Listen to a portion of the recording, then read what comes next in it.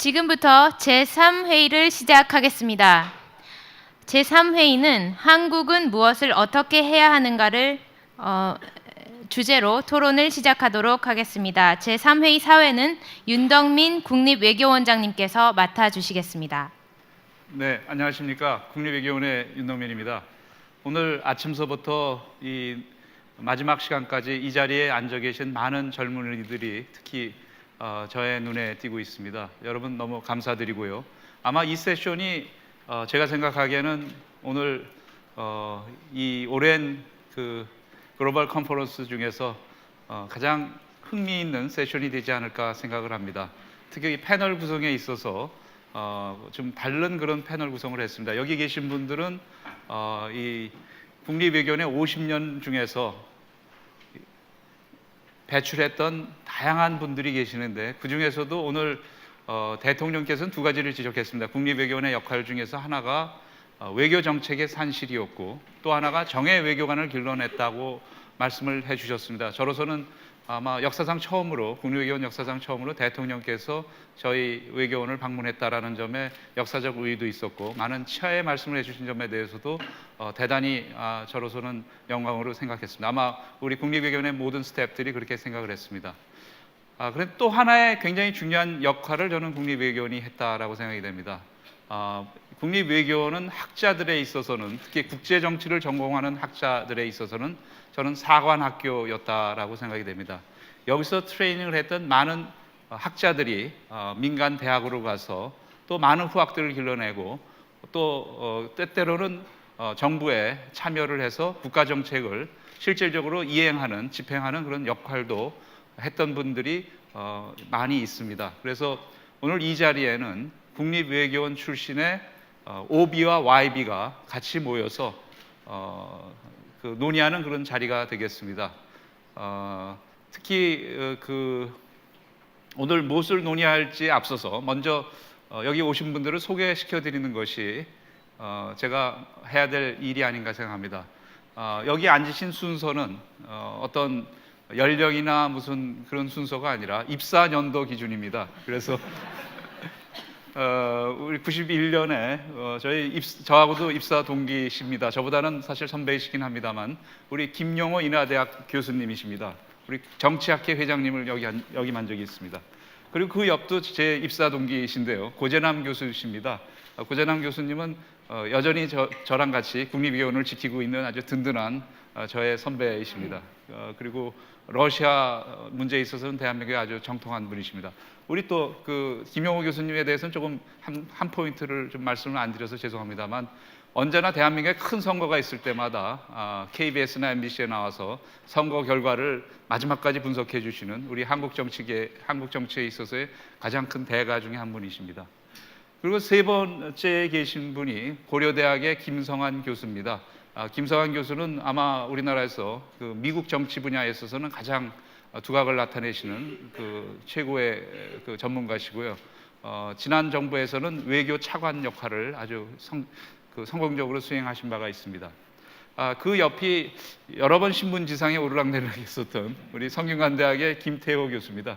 특히 지난번 MB 정부 때는 청와대에서 대외전략비서관으로서 또 기획관으로서 우리 외교에 굉장히 중요한 역할을 담당한 바가 있습니다. 그리고 그 다음이 이제 서울대학의 박철희 교수입니다. 박철희 교수에 대해서는 제가 별로 코멘트를 하고 싶지는 않습니다만 여하튼 일본 정치와 대한민국의 밤의 폭탄주화에 관련해서는 가장 일가견이 계신 분이 아니신가 생각을 합니다. 네. 그러면 제가 좀 너무 네, 감사합니다. 네. 오늘 정말 다양한 토론을 했습니다. 대통령께서 직접 저희 국립외교원에 오셔서 본인이 생각하고 있는 동북아 평화협력 구상에 대해서 우리에게 상세하게 설명해 주셨습니다. 그리고 이어서 세계 각국의 전직 외교장관, 울브라이트 국무장관을 비롯해서 전직 외교장관들이 그러면 어떻게 우리가 협력을 해야 될 것이냐, 이 구상을 실현하기 위해서 그런 문제를 논의를 했습니다. 두 번째 패널에서는 또 각국에서 어떤 실무를 담당했던 그런 현직 대사들이 나와서 또 이 문제를 또 한번 다시 한번 짚어줬습니다. 그리고 이제 마지막 결론 부분이 되겠습니다. 우리 대한민국은 이 구상을 실현하기 위해서 무엇을 해야 될지에 대한 그런 논의가 되겠습니다. 제가 이 첫 번째 이 연사로서 우리 김용호 선생님을 모시도록 하겠습니다. 김용호 선생님께 뭐 한 7, 8분 정도 시간을 드리도록 하겠습니다. 네. 네, 귀한 자리에 초청을 해주셔서 다시 한 번 더 감사를 드립니다. 제가 91년부터 98년까지 8년간 이 외교안보연구원에 근무를 했습니다. 50년 전에 이 외교안보연구원이 탄생을 해서 이제 성년을 지나고 이제는 성숙한 단계로 돌입을 하고 있습니다. 특히 작년에는 외교안보연구원이 국립외교원으로 재출발을 하게 되었습니다. 그래서 이 올해부터 본격적으로 우리식의 외교관 배출을 하는 그러한 시작이라고 할 수가 있겠습니다. 정말 50년의 역사 동안에 많은 분들이 기여를 하셨지만 오늘 끝까지 계시는 우리 박근 대사님 그리고 오재희 대사님은 이 외교안보연구원을 만드신 분이시기도 하고 또 외교안보연구원이 위기에 봉착했을 때 정말 자기 일처럼 나서셔서 이 외교안보연구원을 구원해 주신 적도 있습니다. 그러한 역사를 생각해 보면 오늘 이 자리가 더욱더 감회가 새롭습니다. 두 분 원장님께 한번 박수를 좀 부탁드렸으면 좋겠습니다. 한번 서주시죠. 네. 네.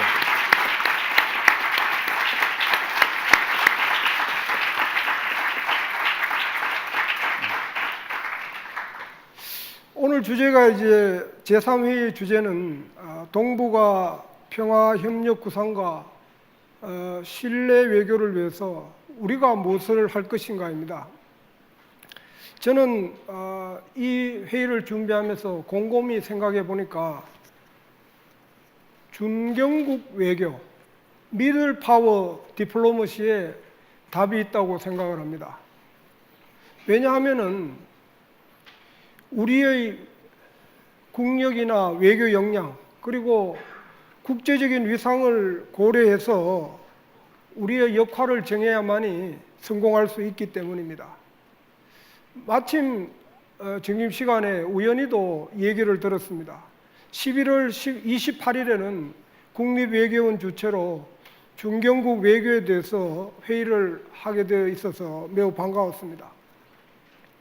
그럼 이 준경국 외교란 무엇인가? 다양한 견해가 있지만 저는 준경국 외교의 기본 방향에 있어서 4가지를 강조하고자 합니다. 첫째는 당연한 얘기지만 민족주의적인 시각보다는 국제주의적인 시각이 강조돼야 될 것입니다. 두 번째로는 양자 외교 외에도 다자 외교에 적극적으로 참여하는 것입니다. 세 번째로는 전통적인 외교 외에 국제사회의 틈새 영역을 개발하는 것입니다. 사이버 안보라든지 또 자연재해 보호를 위한 국제적인 협력이라든지 이런 인간 안보에 대한 우리의 역할이 있을 것입니다. 마지막으로는 우리가 강대국 간에 또 강대국과 약소국 간에 그리고 분쟁 당사국 간에 평화와 협력을 수행하는 가교 역할을 맡는 것이 준경국 외교의 핵심이라고 생각을 합니다. 그럼 이 준경국 외교를 통해서 동북아 평화 협력 구상을 위해서 무엇을 할 것인가? 저는 4가지 차원에서 간단히 말씀을 드리겠습니다. 첫째, 글로벌 차원입니다. 우리의 초점은 동북아에 맞춰져 있지만 이 동북아 문제도 글로벌 현안과 동떨어져 있지는 않을 것입니다. 그래서 글로벌 차원에서 여러 가지 문제가 많지만 제가 생각한데 반드시 지금 우리들이 외교적 대응이 효과적인 외교적 대응이 필요한 것은 2008년 세계 금융위기 이후에 글로벌 리더십이나 글로벌 가버넌스가 약화되고 있다는 것입니다.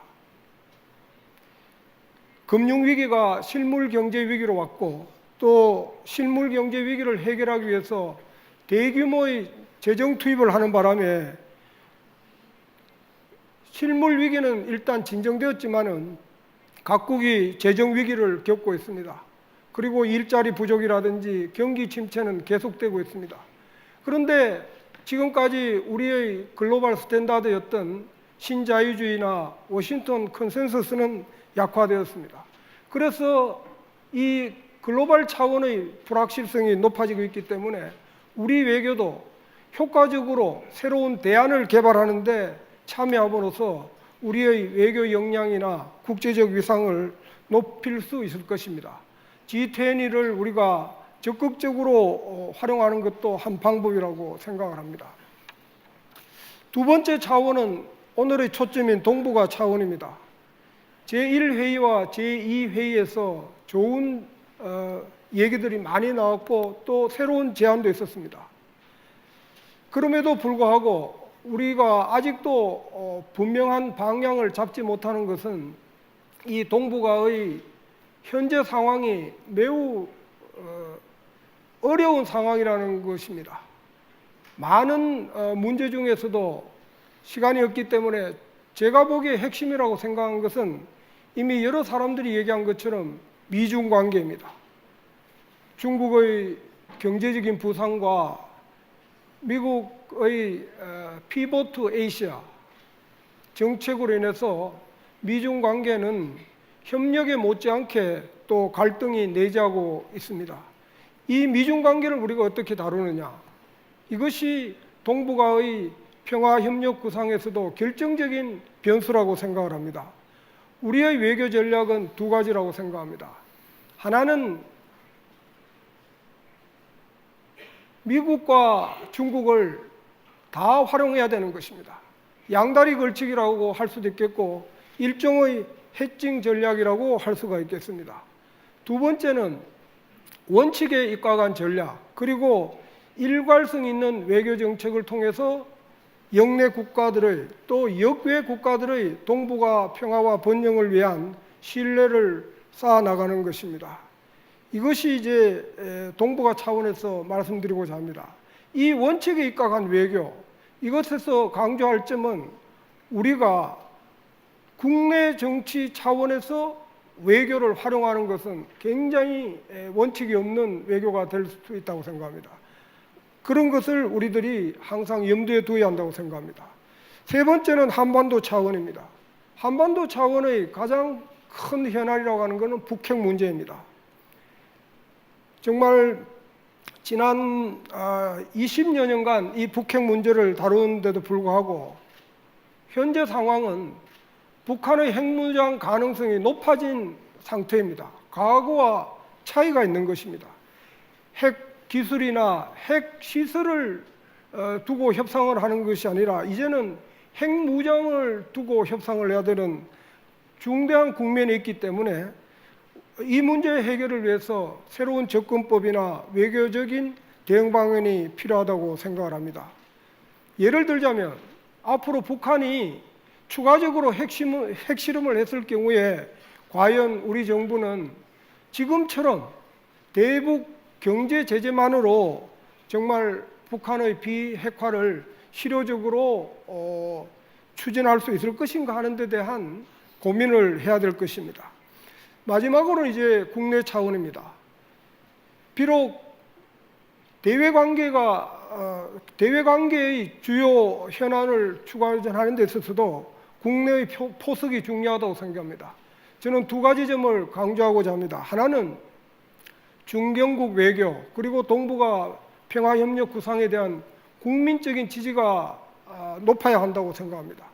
최근 박근혜 대통령에 대한 대북 정책이나 외교 정책에 대한 높은 여론조사 결과를 보면은 이러한 조건이 적어도 가능하다고 생각을 합니다. 두 번째로는 정부 차원뿐만 아니라 민간 차원의 외교 역량을 강화해 나가야 될 것입니다. 제가 강조하고자 하는 것은 ODA 외교라든지 공공 외교를 특히 강화함으로써 이러한 중견국 외교나 동북아의 평화 협력 구상이 성공적으로 추진할 수 있는 기반이 조성될 것이라고 생각합니다. 감사합니다. 예, 감사합니다. 이게 시간을 아주 잘 맞춰주셔가지고요. 그 점에 대해서 감사를 드리겠습니다. 네, 고잔남 교수님. 네. 저도 김용호 교수님처럼 앞에 지금 앉아 계시는 두 분 원장님께 감사를 드리겠습니다. 제가 91년도부터 여기 근무를 하고 있습니다. 그런데 이 정부가 바뀔 때마다 이 국립외교원 전신인 그 외교안보연구원의 어떤 스테이터스에 대한 여러 어떤 회오리 바람이 불어가지고 위태위태할 때가 많았습니다. 물론 이제 작년 3월 우리가 국립외교원을 출범함으로 인해서 토대가 굳건해지고 더욱더 오늘 또 이 대통령께서 방문을 하셔가지고 우리 국립외교원의 앞길이 굉장히 밝다 이렇게 평가를 하겠습니다만은 어쨌든 두 분 전임 원장님들께서 굉장히 애써 주신 덕분에 저희들이 이렇게 앉아서 여러분을 마주하면서 큰 행사를 하고 있지 않냐 이런 생각이 들고 있습니다. 지금 오늘 이 세 번째 세션의 주제가 이제 한국은 무엇을 할 것인가 하는 주제입니다. 그래서 고민을 해봤습니다. 어떻게 말씀을 드려야 될까 하는 그런 생각. 그리고 이 패널들을 보니까 지금 어떤 두 분은 이제 또 실무를 담당하신 또 경험도 계시고, 또 두 분은 또 지금 학교에서 이제 아카데믹한 어떤 그런 아카데믹한 측면에 또 익숙해져 계시고, 그래서 저는 이제 어떤 측면에서 보면 띵크탱크에 계속 근무하고 있는 사람으로서 좀 구름 잡는 이야기보다는 보다 실제적인 어떤 이야기를 여러분들한테 해야 되지 않을까 하는 생각을 했습니다. 그러면서 세 가지 한 퀘스천 한번 생각을 해봤습니다. 왜 과거 25년간 제안된 다양한 이 동북아 이 평화협력, 안보협력 구상들이 성공적으로 추진되지 못했는가 하는 그런 퀘스천을 한번 생각을 해봤고요. 두 번째는 동북아 평화협력 구상 추진에서 이 한국의 강점과 약점은 무엇인가 하는 것. 그리고 세 번째는 이 한국은 그렇다면 이 동북아 평화협력 구상을 실현시키기 위해서 무엇을 해야 하는가 하는 그런 세 가지 어떤 퀘스천을 가지고서 여러분들과 한번 말씀을 나눠볼까 이렇게 계획을 세웠는데요. 여러분이 잘 아시는 대로 이 고르바초프 소련 공산당 서기장이 1987년 7월 달에 블라디보스토크에서 연설을 하면서 헬싱키형 전 아시아 회의를 제안을 하십니다. 그 이후에 정부, 비정부 차원에 있어서의 동북아가 핵심 지역으로 간주되는 그런 평화협력 내지는 안보협력 구상들이 80여 개가 제안이 됐어요. 우리나라 입장에서 보면은 노태우 정부 때 동북아 평화협의회가 제안이 됐고, 그리고 이 김영삼 정부 때 동북아 평화협력대회가 제안이 됐고, 그리고 이 노무현 정부 때는 이 평화 번영의 동북아 시대가 제안이 됐지 않습니까? 그리고 이제 지금 박근혜 정부 들어서는 우리가 지금 논하고 있는 이 동북아 평화협력 구상이 제안이 됐습니다. 근데 이제 아마 1세션, 2세션에서도 많은 말씀이 있으셨는데, 동북아 평화협력 구상이 이렇게 성공적으로 추진되지 못하고 있는 어떤 배경들이 여러 요인들이 있는 걸 여러분들이 아실 겁니다. 구체적으로 제가 말씀을 드리지 않겠습니다. 그렇다면 동북아 평화협력 구상을 추진하는 과정에서 이 한국이 갖는 강점과 약점은 무엇인가 하는 점입니다. 저는 한국이 갖는 강점은 지금 김용호 교수님께서 이야기 있으셨습니다만은 동북아 세력 구도에서 이 중재자적인 역할을 할 수 있는 중견국의 어떤 그런 지위에 있다는 점입니다. 또한 한국이 다양한 양자 다자 대화 및 협의체에 참여하고 있다는 점입니다. 또한 일본과의 최근 들어서 관계가 좀 서먹한 상황입니다만은 우리 조태영 조차관님께서도 지금 말씀하시기를 일본과의 관계 개선에 대해서 상당히 긍정적으로 생각하신다 이렇게 말씀이 있으셨는데, 주변 어떤 사국과 어찌됐든 간에 긴밀한 협력 관계를 갖고 있고, 또 이 박근혜 대통령의 어떤 매력 외교도 동북아 평화협력 구상을 실현해 가는 데 있어서 상당히 중요한 그런 어떤 요인으로 작용할 것이다 하는 것이 제 생각입니다. 또한 영내 대다수 국가들의 북한 핵 문제 해결과 평화협력의 제도화, 그리고 이 경제 협력의 확대 등에 대한 공감도 이와 같은 동북아 평화협력 구상을 실현시켜 나가는 데 있어서의 좋은 어떤 기회 요인 또는 촉진 요인으로 작용할 것이다 하는 것이 제 생각입니다. 물론 이제 한국의 약점도 있는데요. 그럼 약점이란 무엇이냐 하는 것이 바로 이제 그 남북 관계 악화와 북한 핵 문제의 미결이다 이렇게 저는 보고 있습니다. 그리고 이 북한 그 핵 문제의 미해결 시 동북한의 핵 도미노 현상과 그리고 최근 들어서 심화되고 있는 이 군비 경쟁도 하나 동북아 평화협력 구상을 저해하는 그런 요인으로 작용하지 않겠냐 이런 생각을 해봤습니다. 그렇다면 한국은 무엇을 해야 하는가 하는 점입니다. 박근혜 정부는 그 동북아 차원에서 3대 핵심 외교 정책을 추진하고 계십니다. 우리 다 아는 대로 이 한반도 신뢰 프로세스, 동북아 평화협력 구상, 그리고 유라시아 이니셔티브입니다.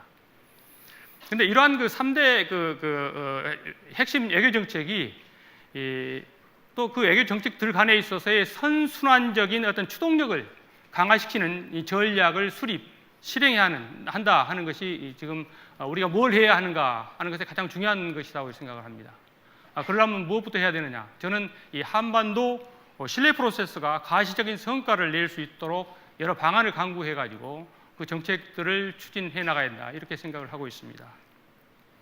그렇다면 동북아 평화협력 구상을 어떻게 추진해 나가야 될 것인가 하는 구체적인 방법론에 관한 겁니다. 저희 국립외교원에는 그 동북아 평화협력 구상 연구 프로그램 팀이 구성이 되어 있습니다. 그래서 오늘 지금 제가 말씀드리는 건 제 개인의 생각이라보다는 여러 팀원들이 또는 그 외부의 동북아 협력 구상이랄지 기타 어떤 그 다자안보 협력의 전문가들께서 주신 의견들을 제가 이제 종합을 해서 말씀드린다 이렇게 생각하시면 될 것 같습니다. 동북아 협력 구상은 일단은 3단계로 추진이 돼야 한다 이렇게 보고 있습니다. 첫째는 이 협력 문화를 조성하고, 두 번째 단계에서는 그 신뢰를 구축하고, 세 번째는 이 협력을 제도화시키는 이와 같이 단계적이고 점지적인 어떤 접근 방법으로 이 접근을 해나가야 한다 이렇게 생각을 하고 있는데요. 그렇다면 1단계인 협력 문화 조성 단계에서는 무엇을 해야 하는가? 일단 중요한 것은 주요국의 참여를 유도하는 것이라 이렇게 생각합니다. 즉 정상급이랄지 외무장관급 그리고 실무급 등 다양한 수준의 교섭 채널을 활용을 해가지고 주요국가의 개별 교섭 및 설득을 통한 공감대를 형성하고 또 이 참여를 유도하는 그런 작업이 이루어져야 된다 하는 것이고, 참가국 범위는 동북아 국가를 중심으로 한 개방적인 그런 어프로치가 필요하다 하는 그런 점입니다. 그래서 우선적으로 고려할 대상은 역시 육자 회담에 참여하는 국가들 플러스 몽골 등이 아마 참여 대상국으로 생각할 수 있을 것 같습니다. 그리고 이제 협력 의제의 측면에 있어서는 그 실행 가능성이 높은 협력 이슈 및 협력의 긴급성이 높은 이슈를 중심으로 양자 또는 그 소자다 대화체를 활성화할 필요가 있다 하는 그런 점입니다. 예를 들어서 원자력 안전 문제랄지 그리고 동북아 원자력 안전 공동체 같은 것을 제안해 볼 수 있을 걸로 생각이 됩니다. 그리고 이제 협력 이슈는 기계적으로 연성, 경성의 어떤 단순 접근보다는 참여국의 협력 필요성이 공유하고 있는 이슈, 즉 협력의 필요성이 매우 높은 긴급성을 가진 이슈 또는 협력의 정치적 비용이 낮고 실행의 어떤 가능성이 높은 이슈들을 우선적으로 고려하면서 추진해야 된다 이렇게 생각을 하고 있습니다. 그렇다면 협력 의제를 어떻게 발굴해 나갈 것인가 하는 점인데요. 협력 의제는 이 트랙 2 내지는 그 트랙 1.5를 통한 그런 그 협력 의제 발굴이 필요하다 하는 점입니다. 따라서 국립외교원을 그 허브로 국책 및 민간 연구기관 등이 참여하는 그 컨소시엄을 구성하고 공동 연구 및 포럼을 개최하는 등의 어떤 의제 발굴 분위기를 계속적으로 소위 말하면 조성해 나가야 한다 하는 그런 저런 점입니다. 또한 그 성공적인 협력 사례와 경험을 바탕으로 영내 당사국 간 국가 및 국민 간의 협력 문화와 신뢰 구축을 확대시켜 나가는 그런 노력도 필요하다 이렇게 생각이 들고요. 협력 기제 차원에서는 현재 가동 중인 양자, 소다자 협력 기제를 활성화시켜 가지고 실효성 있는 어떤 그런 협력을 추진해 나가야 한다 이렇게 생각을 하고 있습니다. 자, 두 번째 단계는 신뢰 구축 단계인데요. 그렇다면 신뢰 구축 단계에서 우리는 무엇을 해야 하는 것인가? 일단은 서울을 동북아 평화협력 구상에 공론장화시켜야 된다 하는 그런 점입니다. 서울을 중심으로 이 동북아 차원에 있어서의 내지는 동아시아 차원에 있어서의 각종 양자 소다자 협의체 회의를 개최하고 이러한 것들이 종합적으로 논의될 수 있는 그런 어떤 분위기를 조성해 나가는 것입니다. 그리고 이제 이 협력 의제에 있어서도 이 참가국 공통 관심사와 연성 이슈를 중심으로 해서 양자 차원 내지는 소다자 차원에서 그 협의를 시작하는 것입니다. 가령 예를 들어서 핵 안전이랄지 대테러랄지 마약이랄지 에너지, 환경, 재난 대응, 사마가 교육 같은 그런 의제들이 협력 의제가 되겠습니다. 두 번째는 이제 의제를 확산시켜야 된다는 이야기입니다. 이 두 번째 단계에 있어서는 그 협력의 습관화를 통한 그 협력 문화 구축을 기반으로 어려운 그 민감 이슈로의 협력이 점차 확대되어 가야 된다. 그렇다면 어떤 이슈냐? 정치랄지 안보와 같은 그런 이슈로까지 협력의 의제들이 점차 이 두 번째 단계에서는 확산되어 나가야 된다 하는 그런 점이죠. 그리고 이제 이 단계에서도 협력 기반을 구축해야 되는데요. 안보 분야에 있어서 신뢰를 구축할 수 있는 그 상호 신뢰 이해 기반을 조성시켜 나가는 것이 이 단계에서 필요하다 이렇게 볼 수 있을 것 같습니다. 핵 에너지 공동 관리랄지 군사 훈련을 통보한달지 원자력 안전 책임자 회의 등을 개최한달지 이런 어떤 보다 더 실질적인 어떤 협력 의제들을 소위 말하면은 다뤄 나가면서 협력의 영역을 점차 확대시켜 나가는 그런 조치들이 2단계에서 이루어진다 이렇게 보고 있고요. 이제 그러면서 이제 3단계로 진입하는데 3단계는 바로 협력이 제도화되는 단계가 되겠습니다. 이 단계에 있어서는 이 동북아 평화협력 고위급 회의 창설 및 정례를 추진하는 그런 조치들이 이루어질 거 이렇게 보이는데요. 고위급 회의의 구체적 수준 및 형태는 향후 진전 과정을 보아가면서 결정해야 될 것으로 이렇게 보여지고 최종적으로는 이 동북아 평화협력 정상회의를 개최해가지고 동북아 평화협력 구상을 구체적으로 실천하거나 하는 실행해 갈 수 있는 가칭 서울 공동선언을 채택할 수도 있을 것입니다. 그리고 이제 추가적으로 이 단계에서 취할 수 있는 조치는 동북아 평화협력 사무국을 설치해 볼 수 있을 것 같습니다. 그리고 이제 이 단계에 있어서는 안보 효과 창출하는 그런 노력이 필요한데요. 다시 말씀드려서 안보 스파게티 볼 어떤 효과를 창출하는 그런 노력이 이 단계에서는 집중적으로 이루어져야 한다 하는 생각을 하고 있습니다. 그게 뭐냐면 이 안보에 전통, 비전통 안보 이슈를 복합적으로 혼합해 다룸으로써 협력이 상대적으로 용이한 비전통 안보 이슈에서부터 합의가 이루어지고 그 합의가 이 전통적 안보 이슈를 역규제함으로 인해서 회원국들을 묶어둘 수 있는 긍정적인 어떤 소위 말하면 효과 생산 전략이 되겠습니다. 이 정도의 하여튼 3단계를 거치면서 이 동북아 평화협력 구상을 보다 구체적으로 실현해 나가야 되지 않겠냐 하는 것이 저희 지금 국립외교안보연구소 내에 구성되어 있는 이 동북아 평화협력 구상 연구 프로그램들이 생각하고 있는 이런 보다 조금은 구체적인 어떤 방안이 되겠습니다. 물론 이러한 어떤 구체적인 방안들도 실행 과정에 있어서 여러 어떤 난제에 부닥칠 수 있기 때문에 보다 더 어떤 포괄적인 그런 난제를 극복하기 위한 여러 어떤 서로 협의와 또 노력이 필요하다 이렇게 생각이 됩니다. 이상입니다.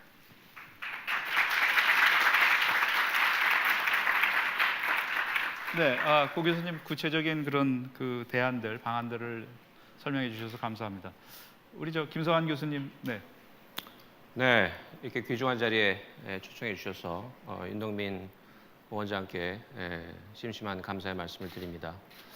저는 이 국립외교원에 1994년서부터 2007년까지 있었습니다.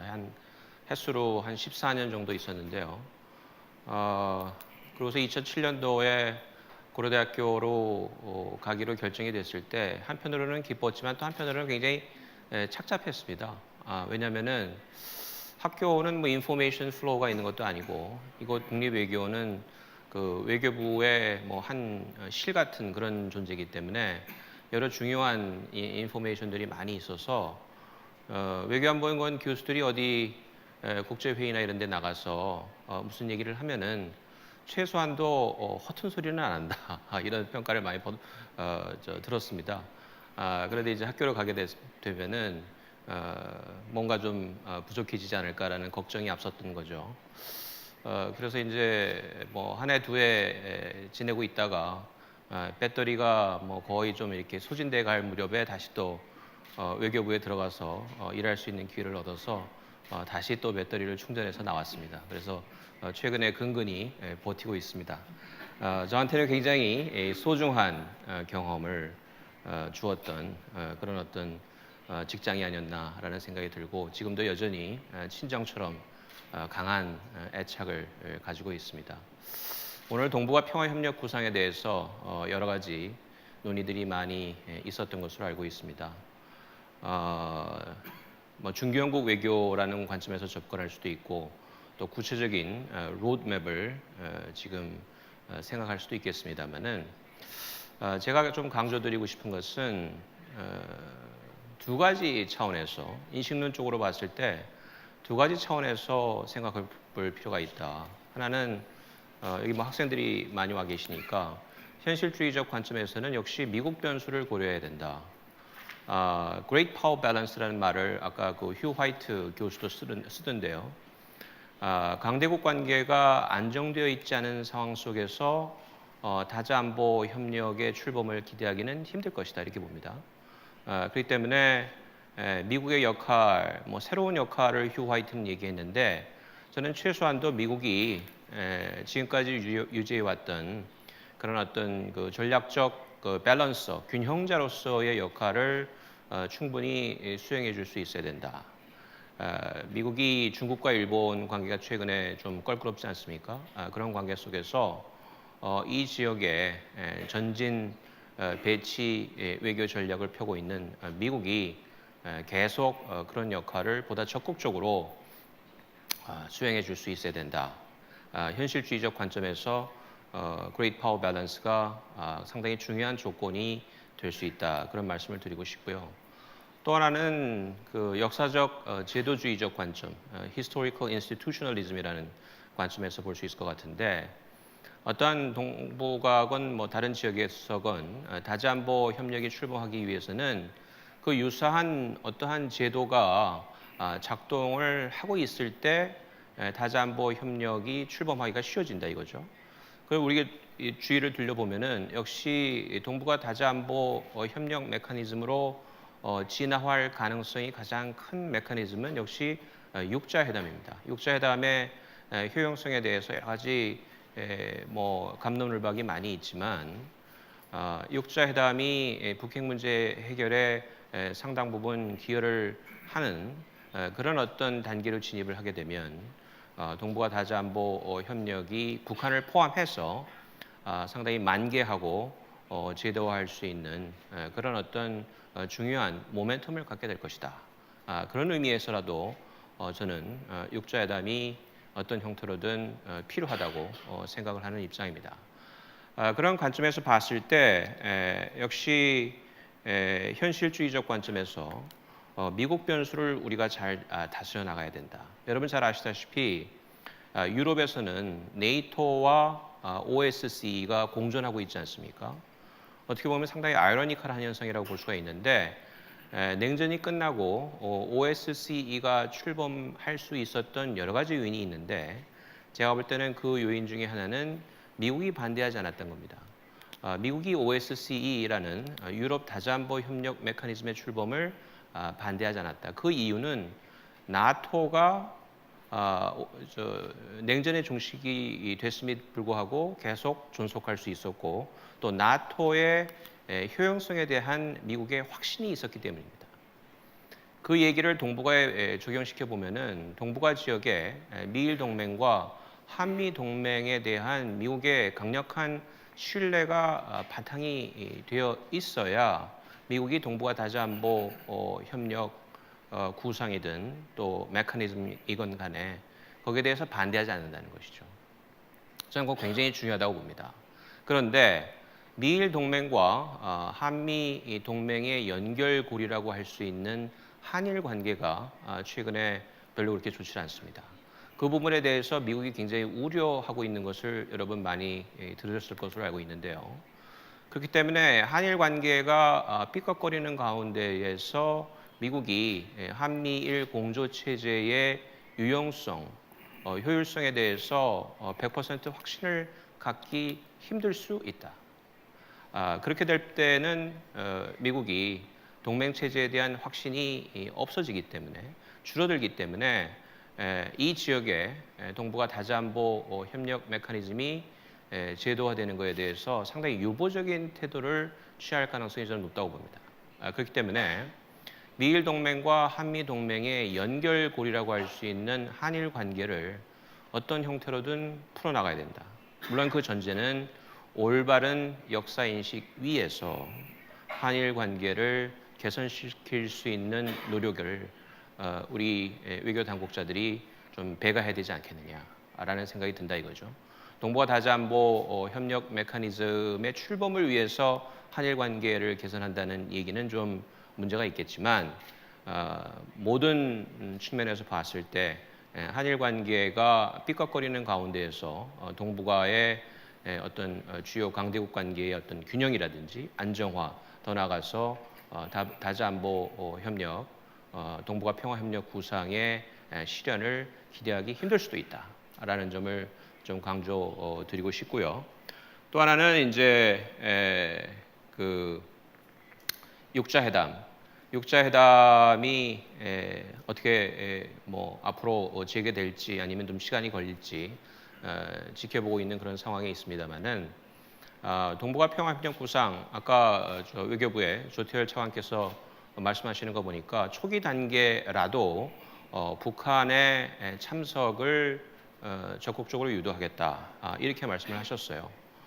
뭐 거기에 대해서 저는 반대하지는 않습니다만은 자칫 북핵 문제가 육자회담 틀을 통해서 상당 부분 큰 진전을 보지 않은 상태에서 동북아 이 평화협력 구상이 북한을 포함하는 형태로 출범이 됐을 경우에는 북한에 잘못된 시그널을 줄 수 있다. 북한의 핵 문제에 대한 우리의 어떤 그 엄중한 자세가 또 입장이 제대로 전달되지 않을 수도 있다라는 생각이 들어요. 그래서 오히려 저는 개인적으로는 동북아 평화협력 구상을 초기 단계에서는 북한을 꼭 포함시키지 않은 상태라도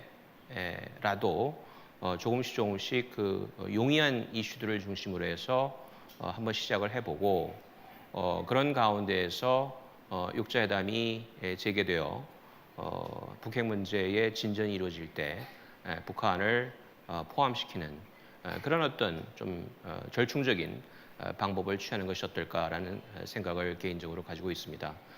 그래서 여러분들께서 한번 참고를 해주시면 좋을 것 같다는 생각이 들어서 그런 가운데서 한국이 무엇을 해야 되느냐를 제가 이미 말씀을 드린 것 같습니다. 미국 변수를 잘 관리해야 된다. 그리고 한일 관계를 올바른 역사 인식 위에서 개선시킬 수 있는 노력을 해야 되는데 그러기 위해서 우리가 생각해 볼 수 있는 게 이 한중일 정상회담 개최입니다. 올해 한중일 정상회담 개최국으로서 우리가 호스트 아닙니까? 근데 이제 중국이 상당히 한중일 정상회담 개최에 대해서 유보적인 그런 어떤 태도를 나타내는 바람에 아직까지도 올해가 지금 다 가고 있습니다만은 개최되지 못하고 있습니다.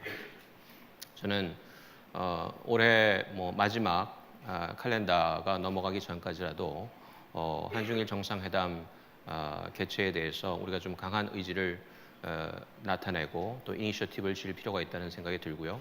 또 한중일 정상회담을 통해서 한일 관계라든지 또 중일 관계를 개선할 수 있는 중요한 하나의 터닝 포인트를 마련할 수 있지 않을까. 올해가 안 된다면은 내년도 호스트가 될 나라가 좀 더 적극적으로 한중일 정상회담에 관심을 갖는 것이 어떨까라는 생각이 들고 또 금년도에 이쪽 그 국립외교원에서 한미중 전략대화가 열렸습니다. 1.5 트랙 한미중 전략대화가 열렸는데 그 전략대화에 저도 참여를 했었습니다. 중국 측이 대단히 솔직하게 얘기하는 것을 보고 저도 상당히 깊은 인상을 받았습니다. 그래서 이러한 그 3자, 이 미니래터럴리즘이라고 하죠.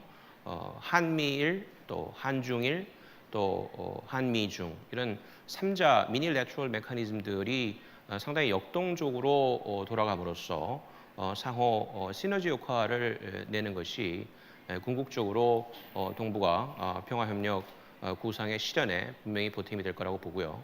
또 중요한 우리의 전략적 파트너라고 볼 수 있는 러시아와 또 양자 차원에서 전략 대화라든지 이런 것들을 활성화시켜서 러시아가 유럽 중심적인 사고로부터 동북아 더 나아가서 동아시아에 보다 많은 관심을 갖고 동북아의 다양한 문제 해결에 적극적으로 기여할 수 있는 방향으로 우리가 러시아를 유도할 수 있다면 동북아 평화협력 구상 실현에 큰 도움을 주지 않을까라는 말씀을 드리면서 제 말씀을 마치도록 하겠습니다. 감사합니다. 네, 김 교수님 감사합니다. 그 14년 동안 충전한 배터리보다 1년 동안 충전한 배터리가 좀 더 세지 않을까라는 생각이 들 정도로 좋은 말씀해 주셔서 감사합니다. 우리 김태현 선생님. 예, 원장님 이렇게 좋은 행사를 마련해 주셔서 감사하고요. 앞서 말씀하신 네 분하고 같이 모시고 일하면서 많이 배웠습니다. 그리고 그때 같이 회의하고 생각하고 또 토론해봤던 내용이 그 이후에 또 학교에 가서 연구하고 또 정부에서 일하면서 큰 양분이 됐던 것 같습니다. 다만 이제 옆에 계신 박철희 교수님하고 제가 2005년에 외교안보연구원 당시 연구원을 나온 이후에 연구와 그 성과는 국립외교원이 계속 발전하고 있는데 퇴보하는 게 하나 있는데 그 퇴근 이후에 밤이 왔을 때 다들 풀이 죽어 있고 좀 활력이 없고 나가서 뭘 해야 되는지 방황을 하고 교수님들이 방향을 잘 못 잡는 것 같아요. 그래서 공부한 이후에 어떻게 이게 밤에 즐겁게 서로 어울려야 될 것인가 여기에 대해서는 굉장히 조직력이 떨어지고 있는 그런 좀 아쉬운 생각을 갖고 있습니다. 나머지는 뭐 계속 발전하고 있는 것 같습니다. 저는 같이 일하다 보니까 역시 예를 들고 설명을 하시는 패턴이 지금 닮아 있어서 다만 제가 짧은 시간에 그러면 여러분들 앞에 무엇을 쉽고 분명하게 좀 강조할 게 뭐가 있을까 이렇게 생각을 해봤더니 한국 외교는 무엇을 추구해야 되는가 이 본질적인 것을 대부분 잊거나 잠시 제쳐두고 방법론적인 내용 무슨 회의 어디 가서 뭘 얘기하고 지금 뭐가 논점이 돼 있고 수단적인 측면에 우리가 집착하는 경향이 많은 것 같습니다. 그래서 한국 외교의 목표 그리고 그 목표를 추진하기 위해서 우리가 어떻게 해야 되는가 여기에 대해서 짧게 말씀드리겠습니다. 저는 지금 대한민국이 추진하는 것은 세 가지가 있다고 보는데 하나는 외부의 위협으로부터 자기의 안전을 지키는 일 둘째는 좀 더 잘 살게 돼서 경제적으로 번영된 대한민국을 만들어가는 길 세 번째는 분단된 민족이 통일이 돼서 진정한 의미의 선진 대한민국으로 가는 발판으로 삼는 것 통일과 안보와 부흥, 번영 이 세 가지가 저는 대한민국의 근본적인 목적이라고 봅니다. 그것을 위해서 외교도 하는 것이고 정상회담도 하는 것이고 나가서 어떤 다자 포럼에서 발표를 하고 협력을 찾고 계약을 맺고 무슨 건설권을 따오고 유전을 개발하고 원자력을 수출하고 그러는 것이죠. 그래서 이 세 가지 목표를 추진하기 위해서 지금 앞서 네 분이 말씀하신 여러 가지 외교적 사례들에 대해서 설명을 좀 덧붙여 보자 합니다. 대개 보면은 앞서 육자회담이 나왔고 또 한국과 미국과의 동맹 관계가 나왔고 또 일본과 미국이 동맹을 맺고 있습니다. 그리고 한미일 세 나라가 자유민주주의를 공유하고 있기 때문에 지난 몇십 년 동안 한미일 협력이 우리한테 익숙해 있습니다. 그런데 똑같은 육자회담에 참여하는 국가 중에 북한과 러시아와 중국은 전통적으로 볼 때 이 전체주의나 공산사회주의의 문화를 강하게 지니고 있기 때문에 이념과 가치로 충돌할 때 왼쪽의 세 나라와 오른쪽 세 나라가 항상 경쟁을 했다. 이런 얘기를 많이 해왔습니다. 제가 볼 때는 가치와 이념이 달라서 동북아시아에는 아직 진정한 의미의 다자 협력이 나오지 않는다. 이렇게 얘기할 수도 있지만 저는 근본적으로 강대국 정치 그리고 강대국끼리의 장기적인 세력 다툼 이것이 북한 핵 문제도 어렵게 하고 동북아시아의 한반도의 질서도 긴장을 자아내고 있다 이렇게 생각합니다. 그리고 그것은 막을 수가 없고 당연한 국가의 속성에서 나오는 결과라고 봅니다. 예를 들면 지금 중국이 추진하는 것은 상하이 협력기구가 있고 또 경제적으로 보면은 동아시아 경제 공동체 RCEP을 새로 올해부터 추진하기 시작했죠. 그리고 중국을 둘러싸고 있는 14개 국가들이 어떻게 하면 중국과 에너지 경제 협력을 잘 해서 그중에 절반은 미국의 동맹국이거나 안보적으로 친미 성향을 보이고 있는 중국 국경 지역의 국가들을 중국이 어떻게 또 자기의 힘으로 자기 편으로 끌어들일까 이런 여러 가지 노력을 하고 있습니다. 그 가운데 중국이 볼 때 북한은 갑자기 없어져서도 안 되고 그러나 핵 문제가 너무 악화되면 또 중국도 곤란해지고 천안함 연평도처럼 뜨뜻미지근하게 나갔다가는 이상하게 중국의 국제적 평판만저도 악화되는 그런 피곤한 상황에 있기 때문에 북핵 문제를 어떻게 할 것인가 고민이 될 것으로 생각됩니다. 그럼에도 불구하고 중국은 결코 할 수 있음에도 불구하고 북한 핵 문제를 단숨에 해결하기 위해서 올인하지 않았고 그 이유는 결국에는 북핵 문제도 해결해야겠지만 그것 때문에 갑자기 북한 정권이 와해되거나 북한 사회가 급변을 겪는 한반도의 통일까지도 이어질 수 있는 구조적인 지각 변동을 중국은 현재 생각하기에는 아직 준비가 되어 있지 않다. 그런 생각이 더 컸기 때문에 아마 동북아시아의 육자회담이라는 덜 진화된 소다자주의가 아직 걸음마 수준에 있다. 이렇게 볼 수 있겠습니다. 이건 결국 저는 강대국 정치라고 봅니다. 미국과 동맹을 맺고 있는 한국이 한반도 전체를 통합을 시키고 한미동맹을 유지하면서 중국이 볼 때 동북아시아에 더욱 불리한 세력 균형을 가져오는 북한 핵 문제 이후의 미래가 두렵거나 불편하기 때문에 육자회담이 되는 것이 아니다. 어렵다라고 볼 때 결국에 동북아시아의 진정한 모두가 함께 똑같이 참여하는 다자주의는 강대국끼리의 중장기적인 전략이 부분적으로 충돌하는 상황을 우리가 이해해야 앞서 말씀드린 번영과 안보와 통일을 함께 추진하는 외교를 만들어갈 수 있겠다 이런 생각을 합니다.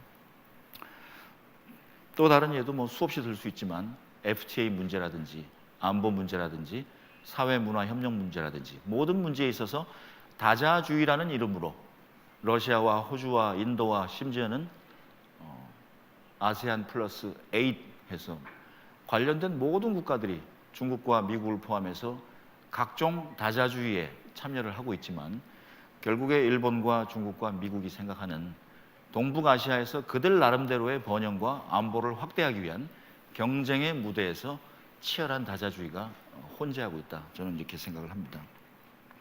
그러면 우리의 외교는 결국 우리 스스로의 경제적 힘과 안보를 확대하는 방향으로 외교가 이루어져야 되는데 대개 우리는 신문지상이나 아니면 뉴스를 볼 때 수단적인 측면을 가지고 마치 목표처럼 착각을 하는 경우가 있습니다. 어제 한러 정상회담을 했습니다. 한러가 같이 투자를 하고 경제 협력을 하기로 했습니다.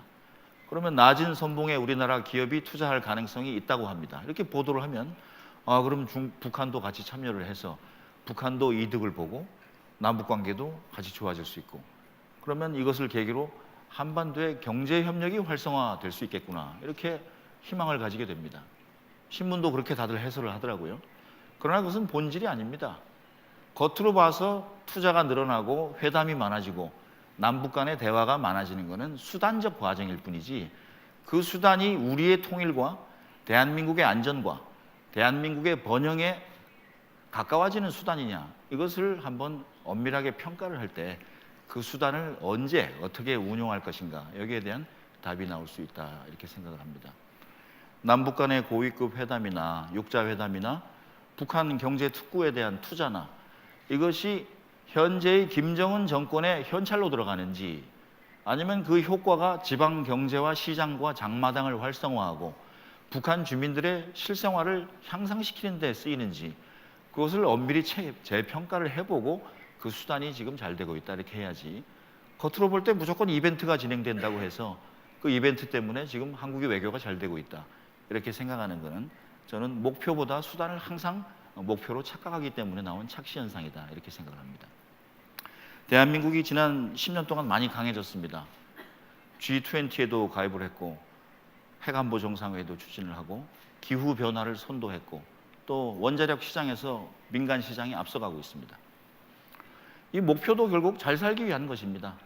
그리고 우리의 안보를 강화시키기 위한 것입니다. 그런데 때때로 우리가 또 착각을 하는 것은 한국의 원자력 부정부패, 그리고 이 원자력 발전이 안전한가? 여기에 대해서 면밀한 정보와 이해와 검토가 없이 단지 그것을 무조건 해서는 안 된다, 된다 하고 하는 이분법적인 논쟁에 빠져드는 경우가 있습니다. 여러분들이 조금만 자료를 찾아봐도 최소한 앞으로 30년 내에는 태양광이나 풍력이나 아니면 재충전 전자 건전지 에너지나 이것이 우리나라의 1% 이상의 에너지를 충족시켜 줄 만큼 타당성과 비용 가치, 거기에 대한 효율이 보장되지 않는다. 아무리 지금 우리가 앞으로 잘 될 것 같은 신재생 에너지의 기술과 시장이 아무리 몇십 년이 지나도 우리의 에너지의 1%도 충족해 줄 수 없다라는 연구가 이미 다 나와 있어요. 그러면 지금 우리가 계속 이산화탄소를 뿜으면서 중동에서 석유를 끝까지 사와야 될 것이냐, 천연가스에 의존해야 될 것이냐, 원자력만큼 깨끗하고 청정한 민간 에너지는 없다 이거죠. 그래야 우리의 전기값도 싸게 유지할 수가 있고 산업 활력이 생길 수 있다는 것이죠. 그러면 어떻게 안전하게 이 원자력 발전을 이루고 이것을 만들어가는지 그 수단을 통해서 번영을 이루고 안보를 이루어야 되는데 편파적으로 드러나고 있는 왜곡된 여러 가지 정보 때문에 국민들이 흥분하고 그 수단이 마치 목적인 것처럼 전도가 되는 경우가 상당히 많다는 것입니다. 좀 이따가 또 박철희 교수님께서 최고의 일본 전문가로서 한일 관계를 말씀해 주실 것으로 기대를 하지만 우리의 한일 관계도 마찬가지입니다. 한중 관계도 마찬가지라고 생각합니다. 일본이 이상하게 나오고 있다. 혼내줘야겠다. 우리는 흥분만 하지 우리의 외교가 우리의 목표에 가까이 가고 있는지를 망각을 하고 지금 일어나고 있는 현상들에 대해서만 그냥 매몰돼서 감정적으로 대응하는 경우가 많습니다.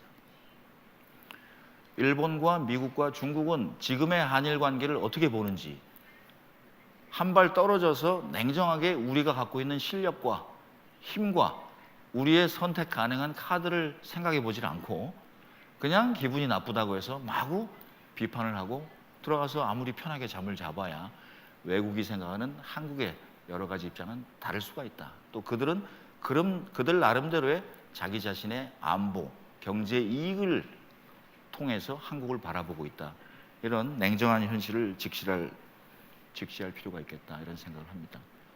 미국과 중국도 치열하게 건전하게 협력을 모색하면서도 치열하게 중장기적으로 경쟁하는 마당에 그냥 막연히 우리는 중국이 혹시 양적으로 미국을 추월하지 않을까? 그래도 역시 동맹은 미국인데 수단을 가지고 또 헷갈려하는 경우가 많습니다. 처음에 제가 말씀을 드렸듯이 우리의 본질적인 목표는 통일과 안보와 번영이라 그랬습니다.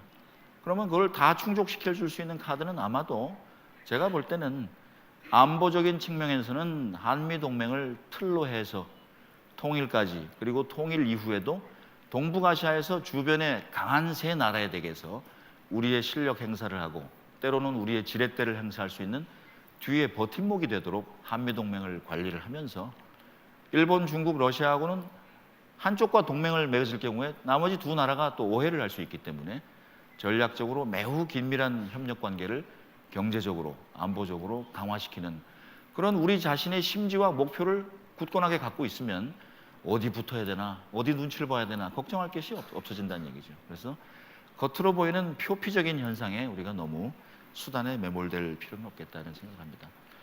마지막으로 간단히 말씀드릴 것은 실력을 키우기 위해서는 국내 정치, 그리고 우리의 조직, 그리고 우리 교육, 사람의 실력 이런 것들이 바탕이 돼야 된다고 생각합니다. 그런 의미에서 이 국립외교원도 만들어졌고 외교를 더 개방적이고 체계적이고 멋있게 할 수 있는 미래 외교 인력을 잘 키우기 위해서 여기 계신 윤덕민 원장님이나 또 제가 지난 몇 년 동안 다 같이 협심한 결과가 아닌가 이런 생각을 합니다.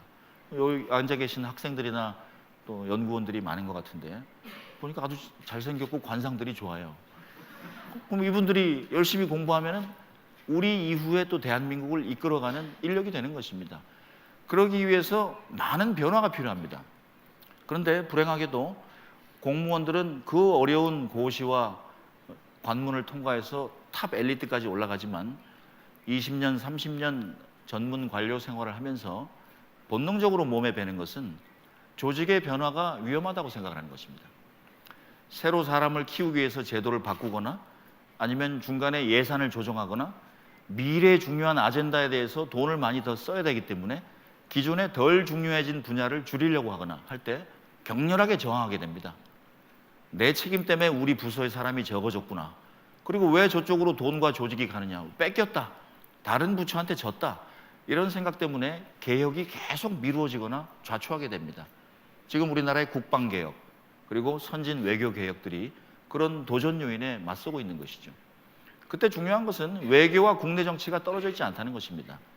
우리가 국내에서 교육을 혁신을 잘하고 정부가 효율성 있게 인력과 예산을 재분배하고 그것을 용기 있게 바꿔나갈 수 있을 때 선진화가 앞당겨지는 것인데 우리는 마치 외교관은 밖에 나가서 외교를 따로 하는 것이고 국내 정치는 국회에서 따로 하는 것이고 이것이 맞물려서 우리의 실력을 키워나가야만 아베 정권이든지 시진핑 정권이든지 한국을 다시 보게 되고 한국의 미래의 잠재력 때문에 한국의 말에 귀를 기울이게 된다 이렇게 생각을 합니다.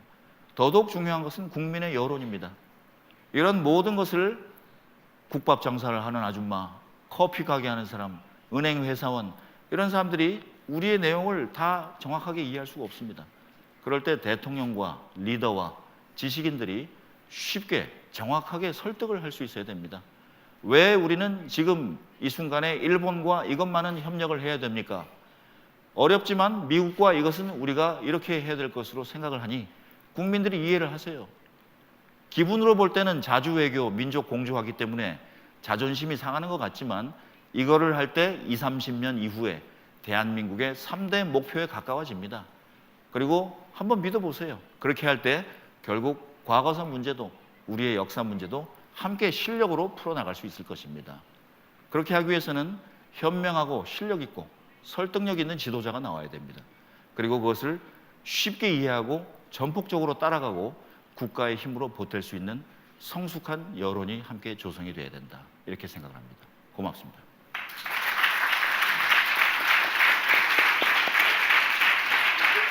예, 김태호 박사가 그동안 참 하고 싶은 얘기가 굉장히 많았던 것 같습니다. 하여튼 다음에 한번 좋은 기회를 한번 마련해 보도록 하겠습니다. 우리 박철희 교수 아까 우리 김태호 박사가 제기한 문제도 있는데 한번 말씀해 주시죠. 네. 예, 고맙습니다. 오늘 마지막 스피커입니다. 제 시간 나면은 히든싱어 가끔 보는데 마지막까지 살아남는 사람이 되게 노래를 잘 부르는 사람인데 제가 노래를 잘 부르는 게 아니고 아까 폭탄주를 잘 먹는다고 소개를 받아가지고 이게 칭찬인지 아닌지 잘 모르겠고 참고로 말씀드리면은 우리 윤덕민 원장님이 타시는 라임을 살짝 자른 폭탄주가 제일 맛있고 그 폭탄주를 우리 윤덕민 원장한테 배웠습니다. 그리고 여기 앉아서 이렇게 쫙 보니까 제가 인생에서 먹은 거 폭탄주 한 반은 여기 있는 사람들하고 같이 먹은 것 같아가지고 공동 책임을 져야 되지 않느냐. 그러나 그것도 신뢰를 쌓기 위한 과정이 하나였기 때문에 오늘 주제하고 별로 떨어지지 않은 거다 이런 생각이 듭니다. 제가 보니까 이게 입사선으로 앉았다는데 제가 김태호 박사하고 같이 들어오고 나가는 게 같이 결정이 됐는데 제가 한 학기 먼저 나갔습니다. 둘이 같이 나가면 문제가 생기니까 한 학기 늦게 나오라고 그래가지고 제가 먼저 서울대학교에 먼저 옮겨갔는데 그때 옮겨가기 전에 지금 생각이 나는 게 모 대통령 측근들이 외교안보연구원 같은 건 이제 필요 없다고 이런 거 없애자고 해가지고서 한 1년 동안 백방 아이판스 살리기를 위해서 뛰어다니던 생각이 납니다. 그때하고 비교해 보면은 오늘 처음 대통령 행사를 하는데 대통령이 직접 오셔가지고 축사를 하는 이러한 데까지 왜 우리 국립외교원이 발전을 했구나라고 하는 생각이 들고 이런 걸 만들어 주신 우리 윤덕민 원장님께 아주 치하를 드리고 싶습니다. 제가 여기 있다가 나가니까 서울대학교에 갔는데 그때 가서 알게 됐는데 제가 여기 외교원에 아이판스에 쓰던 방이 305호였는데요. 가서 보니까 제 바로 전임자가 그 방을 쓰던 사람이 이근 교수입니다. 그리고 그 전에 쓰던 사람이 백진현 교수입니다. 그래서 같은 방에 있던 사람이 쭈루루 그대로 서울대학교 국제대학원으로 옮겨가가지고 저 뒤에 계신 어디 가셨나 지금 한태규 원장님께서 그 305호 폐쇄하라고 그러시는 생각이 납니다. 근데 이 외환연에 여기에 있으면서 가장 많이 배운 거는 역시 치열하게 살고 치열하게 토론을 하고 그다음에 늘 한국의 보이스 오브 코리아가 뭔가 한국의 국익은 뭔가라고 하는 걸 늘 생각하도록 훈련을 받았고 지금도 늘 그렇게 살고 있습니다. 제가 어디 가서 이제 발표가 아니고 토론을 할 때 가서 이렇게 얘기합니다. 학회식으로 토론을 해드릴까요? 아니면 외환연식으로 해드릴까요? 이래 물어봅니다. 외환연식으로 토론하는 거는 거의 죽기 살기로 칼 갖다 대고서 토론하고 과연 끝에까지 한번 철저하게 가보자라고 하는 그런 토론 방식인데 지금도 우리끼리 모이면 늘 그렇게 하고 있습니다만은 그런 생활이 굉장히 그립습니다. 역시 거기서 트레이닝을 받은 것이 지금의 저를 있게 해준 게 아닌가라는 생각이 들어서 여기 오면 늘 푸근하게 친정 같은 느낌을 받으면서도 늘 긴장을 하는 게 외교원이라는 곳입니다. 서설이 길었고요. 한 4가지 정도만 우리 동북아 평화협력구상과 신뢰에 관련돼서 한국이 어떻게 해야 되는가라고 하는 부분에 대해서 말씀을 드리고 싶습니다. 우선 첫 번째 말씀을 드리고 싶은 거는 우리가 동북아 평화협력구상 아까 우리 이런 구상들이 옛날에도 처음 나온 게 여러 가지 나왔었는데 이 추진하고 있는 지금의 모습을 보면서 좀 더 열심히 해야 되겠다라는 생각을 하게 됩니다. 하나는 아직도 한국의 외교가 수동적이고 반응적이고 로컬하다라는 생각을 지울 수가 없습니다. 왜 그런 생각을 하느냐? 이 동북아 평화협력 외교라고 이 평화협력 구상이라고 할 때는 한국이 주도적인 역할을 해야만 하는 운명에 서 있는 것이 우리의 위치를 지정학적 위치라고 생각합니다. 강대국 외교 교수님들께서 좀 말씀을 해주셨는데 결국은 한국의 이익은 이 지역에서 하나의 패권 국가가 등장하는 것을 막으면서 주변에 있는 국가들과 조화롭게 살 수 있는 그런 환경을 만들 수 있느냐 없느냐가 결국은 한국이 살아가는 길하고 먹거리하고 직접 관련되는 일이라고 생각을 합니다. 그런데 아까도 지금 김성한 교수님께서도 말씀하셨는데 올해는 우리가 한중일 정상회담의 호스트국입니다. 그런데 중국이 주저한다.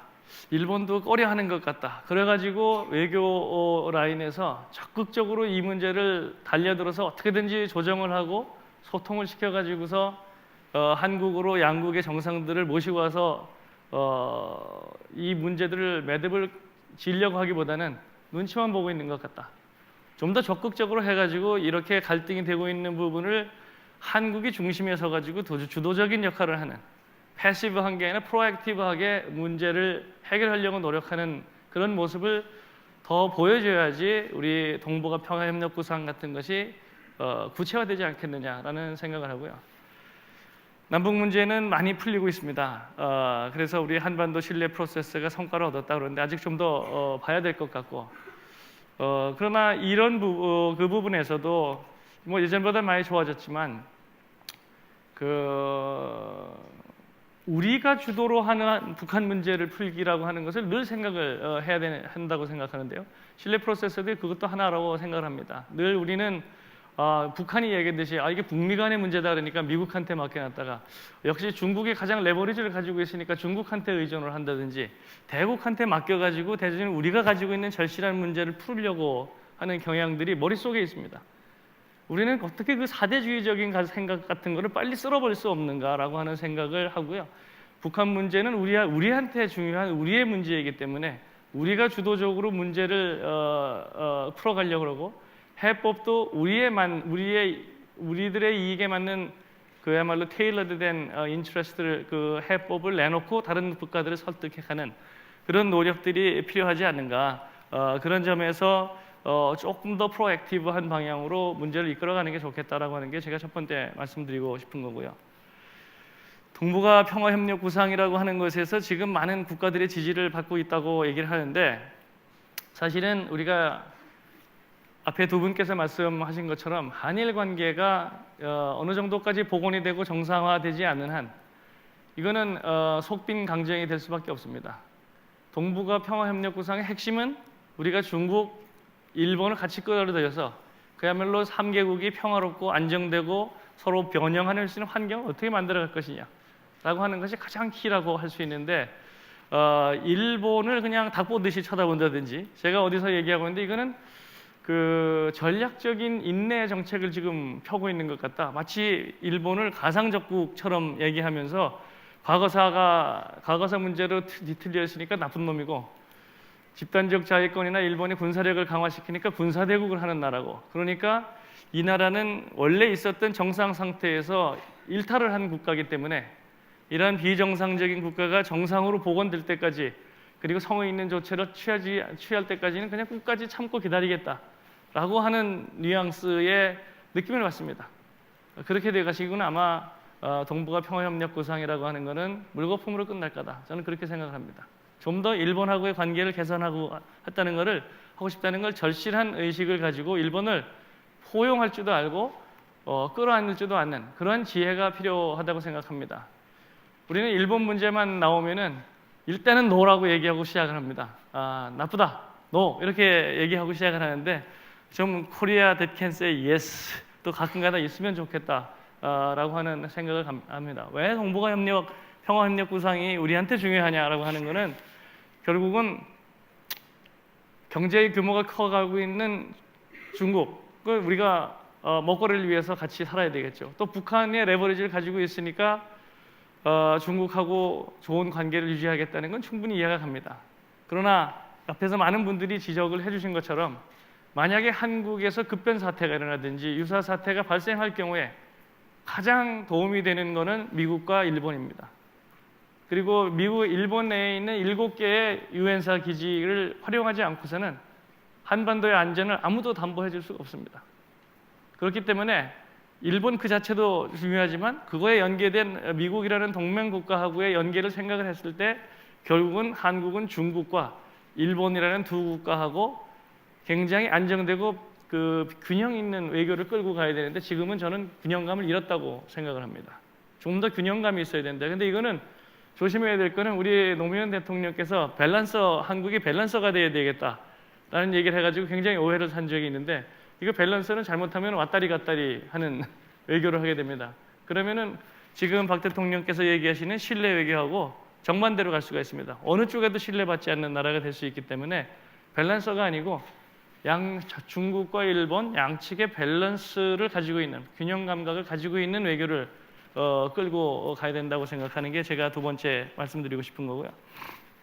세 번째는 원칙 있는 그 외교를 해야 되겠다. 한국이 지금 정도의 국력을 가지고 국가 크기가 됐으면은 우리가 가지고 있는 철학과 이념과 원칙이 있어야 됩니다. 그냥 어느 나라를 따라하고 하는 그런 정도의 그 힘은 넘어선 거죠. 제가 2008년에 이미 그런 얘기를 썼었는데 옛날에 우리는 4대 강국에 둘러싸여 있어가지고 고래 싸움에 새우등이 터진다 이런 얘기를 하는데 저는 한국은 고래도 아니고 새우도 아니라고 생각합니다. 한국은 돌고래 같은 나라다. 좀 컸고 고래만 해지진 않았는데 굉장히 빠르고 명민하고 머리가 좋고 같이 잘 어울리고 그런 나라입니다. 그러한 힘을 충분히 활용하기 위해서는 어떻게 한국이 움직일 건가라고 하는 원칙을 가지고 있어야 되고 그러한 부분에는 미래에 대한 원칙과 과거에 대한 원칙이 정확해야 된다고 생각합니다. 저는 일본 전문가지만 일본 친구들한테 늘 너희들이 과거사를 얘기하고 있는 것은 도저히 받아들일 수 없는 부분이 너무 많다. 그 위안부 할머니들이 일본 대사관 앞에서 20년이 넘도록 1000회가 넘도록 그렇게 바깥에서 마음에 안 든다고 너희들이 한 조치가 그럼에도 불구하고 그냥 쳐다만 보고 있는 너희들이 어떻게 대국이 될 수 있느냐 그런 얘기를 합니다. 그거는 우리가 지켜가야 될 원칙입니다. 그러나 너무 과거에만 매몰이 돼가지고 미래를 보지 못하면은 결국은 한국의 국익이 손상이 된다.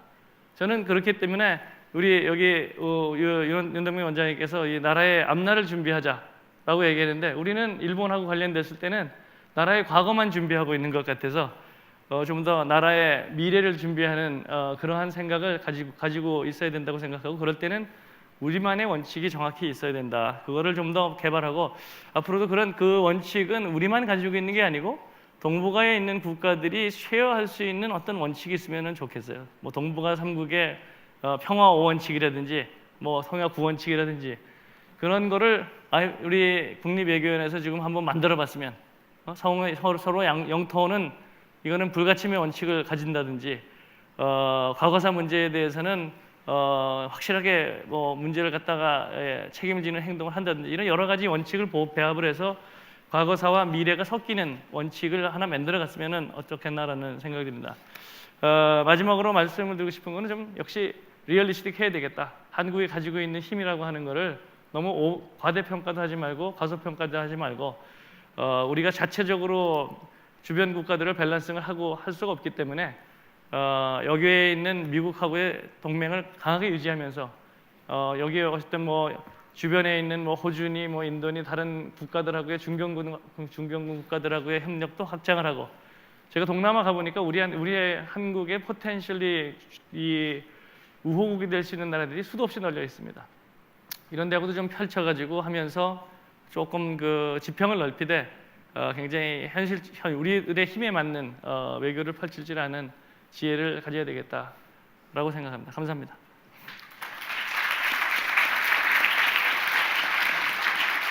네, 지금까지 우리 그 국립외교원이 배출했던 OB와 YB들이 다양한 의견을 제시했습니다. 각양각색의 의견 같지만 사실 일맥상통하는 부분이 있는 것 같습니다. 우리 김영호 선생님께서는 우리 중견국 외교의 그런 필요성을 하나의 방안으로서 제시해줬고, 또 우리 고전남 선생님께서는 그 동북아 평화협력 구성의 다양한 어떤 구체적인 대안과 아이디어들을 제시해 주셨습니다.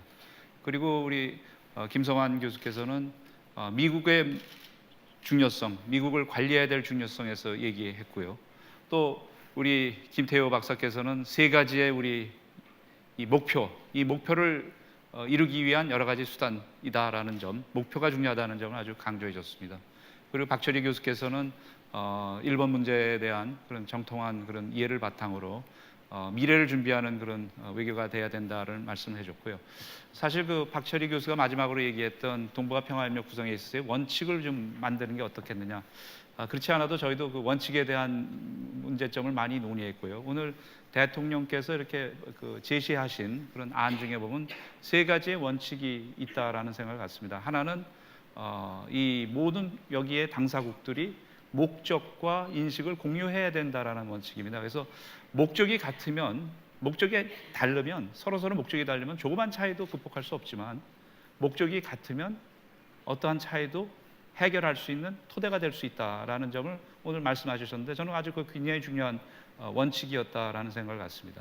그리고 또 하나 대통령께서 강조하신 것이, 이것이 동북아만의 리그가 아니다, 개방돼 있다, 오픈돼 있다라는 점, 그것이 굉장히 중요한 하나의 원칙이었다고 봅니다.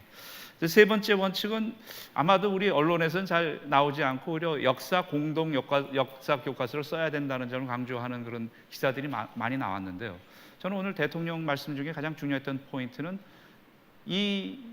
다시는 이곳에서 전쟁 수단에 입각한 문제 해결 방식은 안 된다. 평화적으로 대화로 해결해야 된다는 말씀이 아주 중요한 하나의 원칙이었다고 생각합니다. 그래서 최소한 그 오늘 대통령께서 말씀하신 내용 중에는 세 가지의 굉장히 중요한 원칙이 좀 담고 있었지 않았나라는 말씀을 드리고요. 지금서부터 이제 시간이 저희가 25분이 남아 있습니다. 네, 그래서 자유로운 토론을 해야 되는데요. 그래서 가급적 제가 좀 몇 가지 질문을 드리고 싶지만 시간 관계상 먼저 발언 기회를 신청하신 분들한테 발언 기회를 드리겠습니다만, 우리 김영호 선생님한테는 그 중견국 외교라는 게 참 좋긴 한데, 흔히 제가 과거에 보면 유엔에서 안보리 상임이사국이 되려는 나라들 또는 안보리 상임이사국의 역할들에 대해서 견제를 하기 위해서 흔히 커피 클럽이라고 그러죠. 뒷방에 와서 커피를 마시면서 다른 나라를 비난하는 역할을 하는 것이 좀 중견국의 역할이라는 그런 측면이 있습니다. 그래서 과연 중견국 외교라는 게 실질적으로 힘이 있겠느냐라는 점을 한번 좀 말씀해 주셨으면 하는 그런 게 있고요. 고전남 선생님께서는 유라시아 외교와 이 동북아 협력 구상을 좀 접목하는 점에 대해서 혹시 말씀이 있으면 좋겠고요.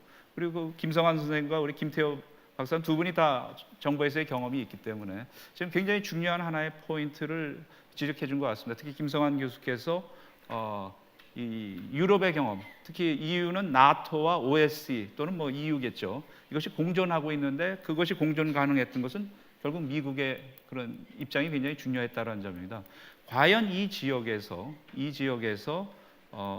흔히 얘기하는 이 한미일 간의 동맹과 동아시아의 공동체가 앞으로 있을지 모르겠습니다. 우리가 그것을 EU와 같은 것을 추진한다고 한다면 과연 그 점에 대해서 미국이 받아들일 수 있게 하기 위해서는 우리가 무엇을 해야 되는지의 문제라고 생각됩니다. 또 역으로 과연 중국은 또 그거를 수용할 수 있느냐의 문제라고 생각합니다. 그래서 그 두 가지 점에 대해서 두 분 선생님께 지적을 드리고요. 박철희 선생님께서는 아까 저한테 좀 뼈아픈 말씀을 해주셨기 때문에 특히 저는 뭐 그렇게 술이 강한 사람은 아닙니다. 네, 근데 오늘 뭐 재밌게 하기 위해서 제가 했더니 역시 그 뼈 있는 농담으로 저를 공경에 빠뜨리게 하셨는데요. 저는 지금 뭐 아까 그 한일 관계 굉장히 중요한 말씀 많이 해주셨는데 특히 그 강제징용 문제 또 기본 합의 우리가 1965년에 만든 기본 합의 이런 것들과 관련해서 지금 1965년 체제 자체가 거의 법적으로 불가능한 체제가 되고 있는데 이제 2015년이 되면 한일 기본조약 50년이 됩니다. 과연 그때까지 우리가 무엇을 해야 되는지 혹시 말씀해 주실 수 있으면 감사하겠습니다. 자, 그럼 어느 분부터? 네, 김영호 선생님. 네. 죄송합니다만 4분씩 드리겠습니다. 짧게 네. 하겠습니다. 네. 중견국 외교가 이제 과연 효과적일까? 우리 박철희 교수 얘기를 들으니까 이게 쉽게 설명하자면 돌고래 외교라고 할 수 있겠어요. 우리가 고래 외교도 아니고 새우 외교도 아니고 중견국 외교가 아마 돌고래 외교가 아닌가 이런 생각을 하게 됩니다.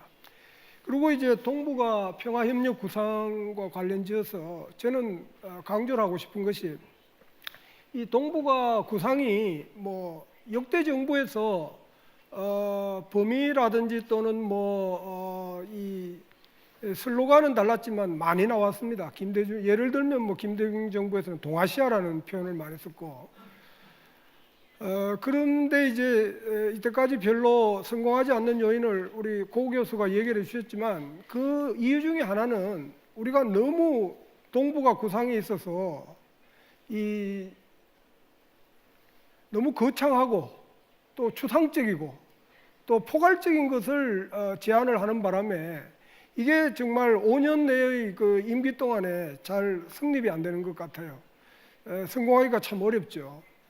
그렇기 때문에 우리가 중견국 외교로서 동북아 구상에 이 정부가 잘할 수 있는 것은 오늘 아침 대통령 연설에서도 저는 시사받은 바가 크다고 생각하는 것이 작은 문제, 쉬운 문제로 출발을 해서 어려운 문제, 또 큰 문제를 다루겠다고 하시는 것이 저는 굉장히 바람직하다고 생각합니다.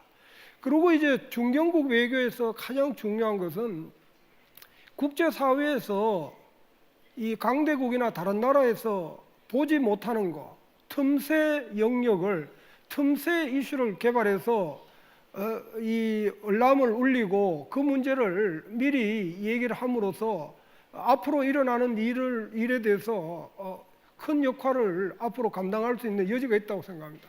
저는 사실 이 작은 이슈부터 시작을 해서 시작을 하는 데 있어서 중요한 것은 오늘 아침에 또 두 번째 세션에서 많은 얘기가 나왔지만 에너지 협력이라든지 뭐 원자력 안전이라든지 뭐 여러 가지 얘기가 나왔지만 저는 이 사이버 공간에서의 안보 문제, 그 중에서도 특히 인터넷 해킹을 국제적으로 방지하기 위해서 우리는 동북아에서 어떤 협력을 해야 되느냐.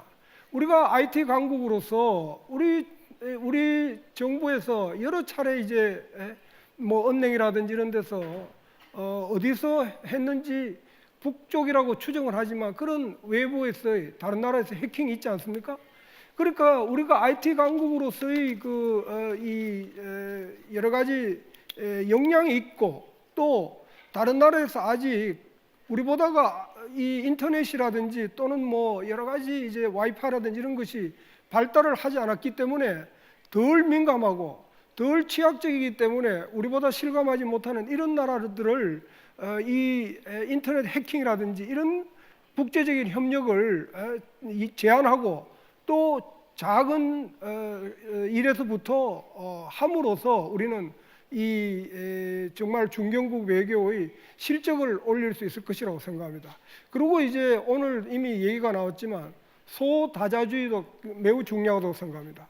우리는 고래가 아니기 때문에 G20처럼 이러한 큰 회의를 큰 것을 마련하지 못하기 때문에 한미중이라든지 한중일이라든지 이런 데 있어가지고 이 소다자주의로 나감으로 인해 가지고 협력의 그 범위를 멤버십을 넓혀 나가는 것을 가능하도록 그렇게 할 수 있다고 생각합니다. 그런 면에서 우리 박철희 교수가 제안한 것처럼 한중일 정상회담의 호스트 칸트리로서 정말 실패하더라도 정말 열심히 올해 내에 한중일 정상회의를 하도록 정말 이걸 노력하는 모습을 보여주는 것이 저는 한국에게 플러스가 되지 않을까 이런 생각을 해보게 됩니다.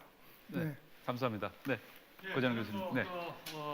대러 정책에 대해서 말씀을 드리려 합니다. 제 좌측에 계신 세 분이 일본, 중국, 미국에 대해서 말씀을 해주셨고, 저는 이제 아까 다른 주제를 다루다 보니까 대러 그 정책에 대해서 말씀을 안 드렸습니다만은 어제 한러 정상회담이 개최됐지 않습니까? 그리고 또 그 정상회담 개최와 더불어서 이 한러 대화 포럼이 시리톤에서 하루 종일 있었습니다. 그래서 사실 저는 이번 그 컨퍼런스를 통해서 이 박근혜 대통령을 이 회의장에서 두 번이나 뵙는 그런 그 영광을 얻었었는데요. 어제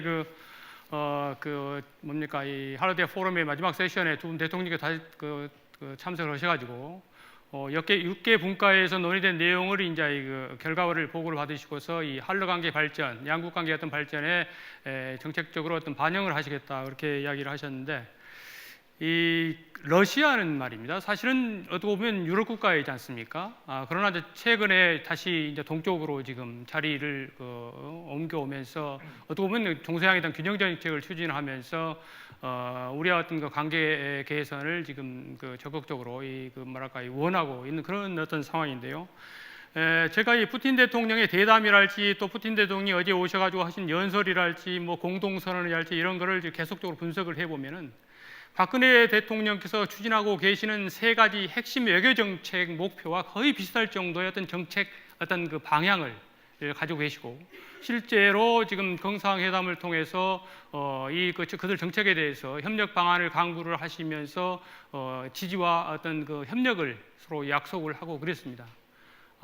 아시는 대로 이 러시아가 최근에 신동방 정책을 펴는 배경은 뭐 중국의 부상이랄지 미국의 아시아로 핵이랄지, 그리고 이 어떤 동북아 지역이 세계 경제 중심지로 변화되는 어떤 그런 과정 속에서 러시아가 소외되면 안 된다는 것, 더불어서 이제 그 극동 시베리아 지역의 어떤 그 개발과 발전을 통해 가지고 국토의 균형 발전을 도모하고 아태 지역 국가들과의 어떤 그런 그 협력을 강하게 했던 그런 여러 가지 의지들이 담아서 오는 건데, 러시아는 제가 볼 때는 이 그 네 국가들 중에서 주변 네 국가 중에서 가장 친통일 국가다, 저는 그렇게 봅니다. 왜냐? 러시아는 통일 한국과 한국에 대해서 절대 어떤 통일 한국은 러시아에 절대 해가 될 수 없는 그런 나라입니다. 우리가 지금 현존하는 분쟁 요인도 없는 것이고, 통일이 되면은 서로 이 접경을 하게 되면서 여러 어떤 그 소위 말하면은 상호 보완적인 협력 사업을 할 수 있는 것, 다시 말해 상생 관계를 더욱 발전시켜 나갈 수 있는 겁니다. 더불어서 통일 한국은 미국으로부터 또는 중국으로, 특히 미국으로부터의 어떤 그 외교적 자주성이 증대되면서 어떻게 보면은 더욱더 어떤 그 외교 안보 분야에 있어서 협력의 여지도 더 많은 것이기 때문에, 그런 러시아인데 그동안 우리가 러시아를 좀 무시해왔던 것도 사실입니다. 그러나 러시아가 어떻습니까? 최근에는 뭐 아시는 대로 포브스 그 72명의 어떤 세계의 어떤 그 뭡니까 영향이 있는 사람의 오바마 대통령을 제치고 1위로 됐습니다. 저는 우리 지금 삶의 어떤 근거지가 이 동북아 동아시아다 보니까 중국 요인을 너무 강조를 하고 중국의 부상을 너무 중시를 하고 그래서 G2 이야기를 한다고 생각합니다. 그러나 이번 시리아 사태가 보여주듯이 역시 세계적 차원에 있어서 특히 군사와 안보 차원에 있어서 G2는 러시아하고 미국이다, 이런 생각이 들고, 그런 차원을 우리가 고려를 해서라도 러시아와의 긴밀한 어떤 경제적 협력 관계를 유지하면서 경제적 상호 우전성을 증대시키고 또 그걸 바탕으로 해서 전략적 협력 동반자 관계를 더욱더 내실화시켜 나갈 필요가 있다. 러시아가 이 한반도 통일이랄지 이런 데서 방해자, 해방자 역할이 절대 대세계에서는 안 된다. 하는 그런 생각을 하고 있고, 따라서 지금 이 동북아 평양 협력 구상이랄지, 그리고 유라시아 어떤 그 이니시아티브, 한반도 신뢰 프로세스, 이게 다 러시아가 소위 말하면 추진하고 있는 정책과 서로 상합되는 점, 접목이 되는 점이 많기 때문에 이거를 잘 살려가지고 성공적으로 추진하면서 한러 관계를 한차원 높은 단계로 특히 어떤 우리 박근혜 정부에서는 격상을 시켜야 된다. 그런 차원에서 보면 어제 채택한 공동선언은 굉장히 바람직한 것이다. 무슨 이야기냐면은 지난 과거 정부처럼 중장적인 과제, 북한 요인에 의해서 당장 실천을 할 수 없는 남북도 가스관 사업이랄지, 남북도 철도 연결 사업이랄지, 이런 것들을 지금 합의를 해가지고 추진이 안 되니까 서로 간에 실망이 생기고 불신이 높아지고, 그러면서 관계가 소원해지는 그런 상황이었는데, 이번 정부에서는 실천이 가능한 과제와 중장적인 과제로 구분을 시켜가지고 일단 실천이 가능한 것부터 지금 추진하고 있는 겁니다. 지금 김태효 교수가 지적을 하셨는데, 이 남북로 삼각 뭡니까 철도 연결 사업, 저는 북한을 변화시키는데 큰 역할을 할 거로 이렇게 봅니다. 그리고 향후 어떤 진짜 중장기적으로 보면 남북로 남북로 간에 있어서 TSR, TKR을 연결해서 하는데 상당히 어떤 중요한 어떤 요인으로 작용할 거 본다. 무슨 이야기냐면, 이번에 합의한 나진 핫선 개발 프로젝트에 우리가 참여함으로 해서 어찌됐든 간에 나진 핫선 프로젝트는 TSR, TKR 연결이 된 겁니다. 알았어요? 나진에서 여기까지 연결시키면 됩니다. 지금 우리나라에서 지금 말입니다. 평창 월드컵 준비를 위해서 철도를 지금 저쪽 평창까지 건설하고 있죠. 강릉까지 건설하고 있죠. 이 직선거리, 짧은 거리로. 그리고 저기 부산에서 지금 포항에서 지금 삼척까지 건설하고 있습니다. 그러면 동해선을 통해서 사실은 연결될 수 있는 겁니다. 그런데 지금 일단 1차적으로 협력이 가능한 나진 핫산 쪽에 연결을 해가지고 시범 사업을 하면서 남북로 제가 볼 때 그게 가장 1차적인 남북로 협력 사업입니다. 이게 성공적으로 추진이 되면은 북한에서도 보면 이거 괜찮네, 그러면서 추가적인 남북로 3국 협력 사업에 관심을 가질 것이고 거기에 동의를 할 거로 저는 봅니다.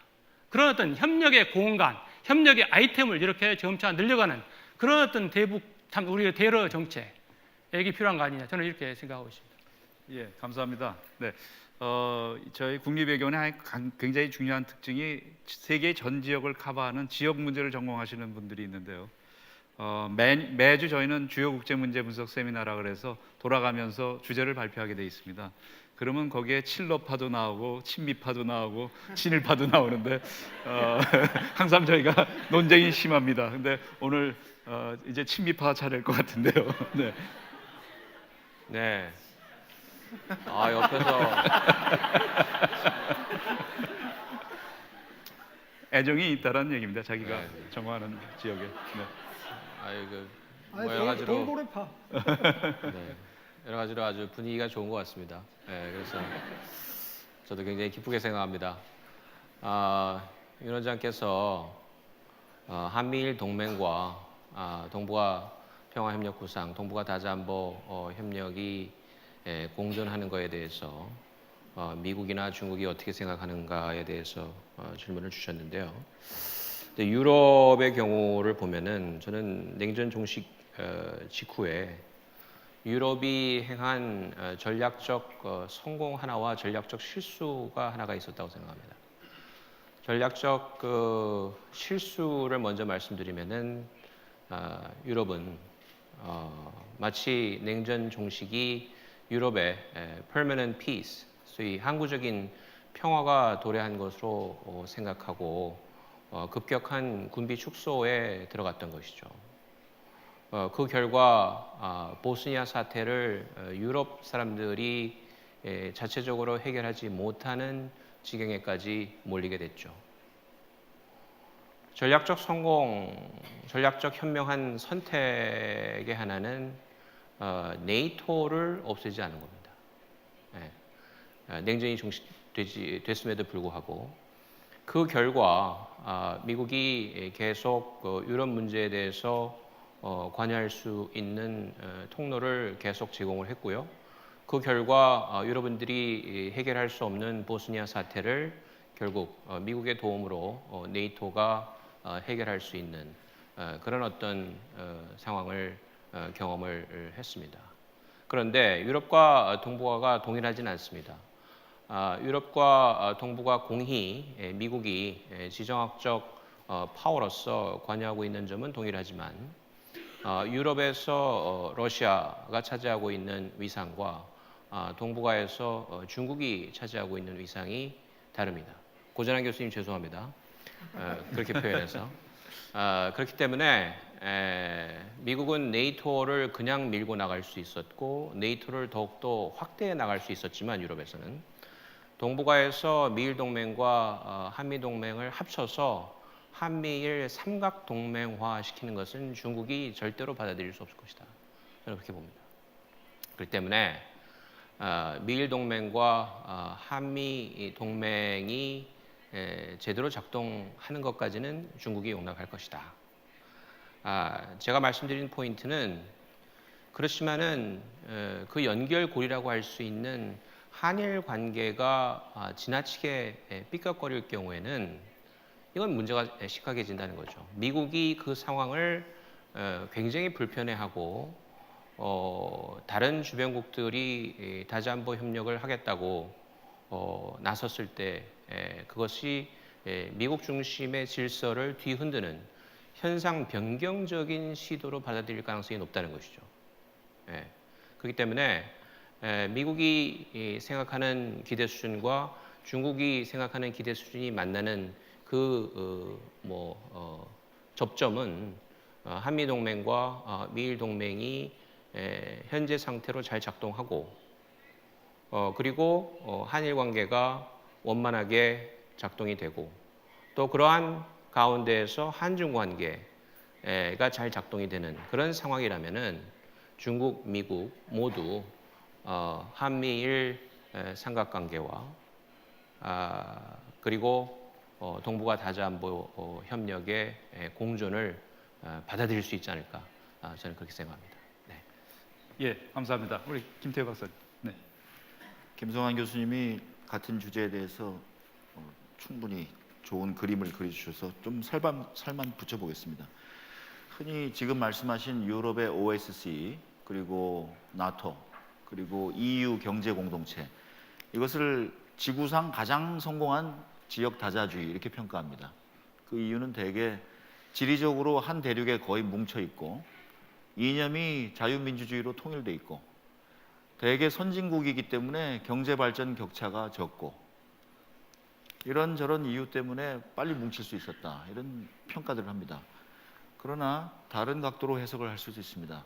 왜냐하면 지금 지적하신 것처럼 미국이 OSCE의 멤버로 지금 명목상 되어 있지만 유럽이 딴 살림을 차려보려고 자기의 안보 문제를 미국에게 너무 의존한 것 같으니까 혼자서 유럽의 안보를 해결하기 위해서 OSCE를 키워놨더니 결국 아까와 같은 코소보 사태에 아무 행동도 취하지 못하고 미국이 나선 나토가 결국 문제를 다 해결하지 않았습니까?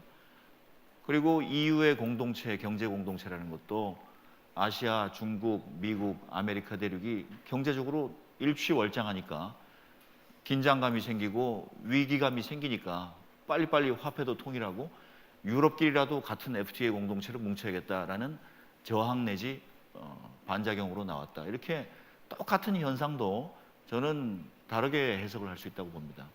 동북아시아에 아까 윤덕민 원장님께서 질문하신 거에 대답도 같은 맥락에서 간단히 대답할 수가 있습니다. 한국과 일본과 미국은 우연인지는 몰라도 2차 세계대전 이후에 시장을 택했고 자유주의를 택했는데 그러면 이념 때문에 이 세 나라가 안보적으로 협력을 하는 것인가? 저는 반은 맞다고 생각합니다.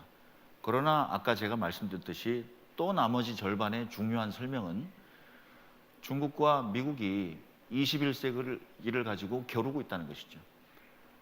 그 가운데에서 결국 일본과 미국은 확실하게 미일 동맹으로 관리해오던 20세기가 부족했기 때문에 21세기에 오니까 힘이 버거워지기 때문에 또 다른 자유진영인 한국과 일본이 잘 지내고 한미일 안보협력이 더 강화되면 좀 더 보험 장치가 되겠다. 중국을 건설적으로 관리하는데 큰 지렛대가 되겠다. 이런 생각을 저는 일본과 미국이 하고 있다고 봅니다. 그런데 우리나라 많은 사람들이 지금 혼란스러워하는 이유는 그러면 북한은 어떡하지? 통일을 해야 되는데 중국과도 좀 전략적으로 깊이 대화를 해야 되는데 그리고 이미 우리의 제1의 무역 파트너는 중국이지 않습니까? 따라서 그것을 양자택일로 관계로 생각할 때 복잡해진다고 봅니다. 그래서 통일 이후에 러시아와 중국이 우리의 통일을 어떻게 볼 것인지 고재남 교수께서 말씀해 주셨습니다마는 러시아까지는 아니지만 저는 중국도 얼마든지 통일 한국과 협력할 수 있는 새로운 가능성에 대해서 지금 마음속에서 여러 가지 궁리를 하고 있다고 봅니다. 물론 부분적으로는 가스와 철도와 에너지를 놓고 어느 루트로 갈 건지 러시아와 중국이 경쟁할 수도 있겠습니다. 그러나 분명히 동북 삼성의 개발을 위해서 한반도의 통일이 도움이 되는 측면이 있다. 그렇게 볼 때 한중이 충분히 그런 교감을 넓혀가면서도 김성한 교수님께서 지적하셨다시피 한미동맹을 중국이 이해할 수 있도록, 그리고 한미일이 한국에게도 도움이 되고 중국과 러시아를 우리가 좀 더 적극적으로 관리할 수 있는데도 도움이 되도록 관리를 한다면 한미일 동맹은 힘들 것이다. 일본이나 한국을 위해서. 그러나 한미일 긴밀한 전략적 안보 협력은 우리 스스로뿐만 아니라 주위 누구에게도 도움이 될 수 있다. 그렇게 대답을 드리고 싶습니다. 고맙습니다. 우리 박철희 교수님. 어제 조선일보의 양상훈 논설실장께서 세계가 미친 것인가, 우리가 지나친 것인가라는 논단을 쓴 게 있습니다. 혹시 안 읽으신 분이 있으면 집에 가서 한번 읽어보시기를 권합니다. 왜 권하냐면은 일본을 보는 눈이 세계가 보는 거하고 우리의 눈이 너무 틀리다라고 하는 것 때문에 그렇습니다. 일본을 무시하는 건 괜찮은데 잘못 이해하고 있는 부분이 너무 많은 부분에 대해서 잘 쓰셨습니다. 그래서 한번 읽어보시고요. 우리 외교부 장관께서 국회에 가서 답변할 때 우리나라에서 중요한 거를 옛날에 미중일러 이렇게 얘기했는데 지금 미중러 이유 등등등등등 하고 일본이 안 보이는 상태입니다. 그래서 재팬 패싱 정도가 아니고 재팬 나싱이다 지금. 뭐 이런 상태까지 와 있는데 과연 옆에 있는 나라하고 계속 이렇게 갈 수 있는 건가? 그래서 지난달 한 중반부터는 한일 관계를 어떻게든 해야 된다라고 하는 여론들이 많이 올라오고 있고 왜 그런가 한 거에 대해서 많은 논란이 일어나고 있는 것 같아요. 그런데 우리가 이제 일본을 볼 때 우리가 맨날 사죄하라, 반성하라, 너 잘못된 나라니까 그런 얘기했는데 일본 사람들이 제일 싫어하는 말이 사죄하고 반성하라는 얘기입니다. 왜 그러냐? 우리하고 생각이 틀린 거는 자기들은 사과 여러 번 했는데 도대체 언제까지 몇 번 더 사과를 하라는 거냐? 그런 얘기를 해요. 근데 우리로 보면은 성에 차지 않는 사과만 맨날 하고 또 사과를 하긴 하는데 전혀 다른 사람들이 나와가지고 내각의 일부가 뭐 야스쿠니 신사 참배하고 뭐 식민지 시대에는 잘했다 이렇게 망언들이 나오니까 이게 밸런스가 이쪽 잘못된 거에 눈에 맞춰지니까 이제 뒤집히는 거죠. 보상하라는 얘기도 했는데 사실 우리 종군 위안부 문제에 대해서도 보상을 안 받겠다고 그러는 게 우리 정부의 입장이었습니다. 옛날에 여러 가지 이유가 있었지만 근데 일본이 한 문제에 대해서 보상을 안 했느냐? 사할린 이주 문제, 원폭 피해자, 그 다음에 한센병 걸린 사람들 이런 부분 또 종군 위안부도 하려고 그랬죠.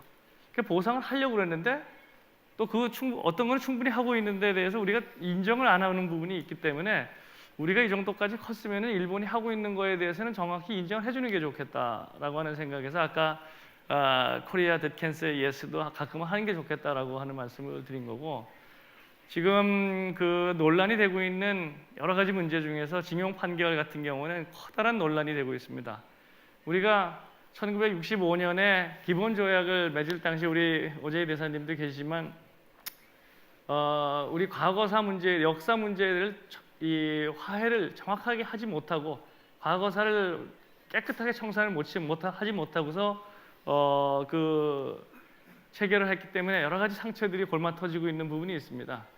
근데 그 당시 상황을 보면은 제가 우리나라의 원로이신 김종필 총리하고 한번 얘기를 할 기회가 있었는데 1961년에 정권을 잡고 가가지고 우리 은행에 뚜껑을 열어보니까 우리나라가 전체가 가지고 있는 외화가 1억 달러가 안 됐답니다.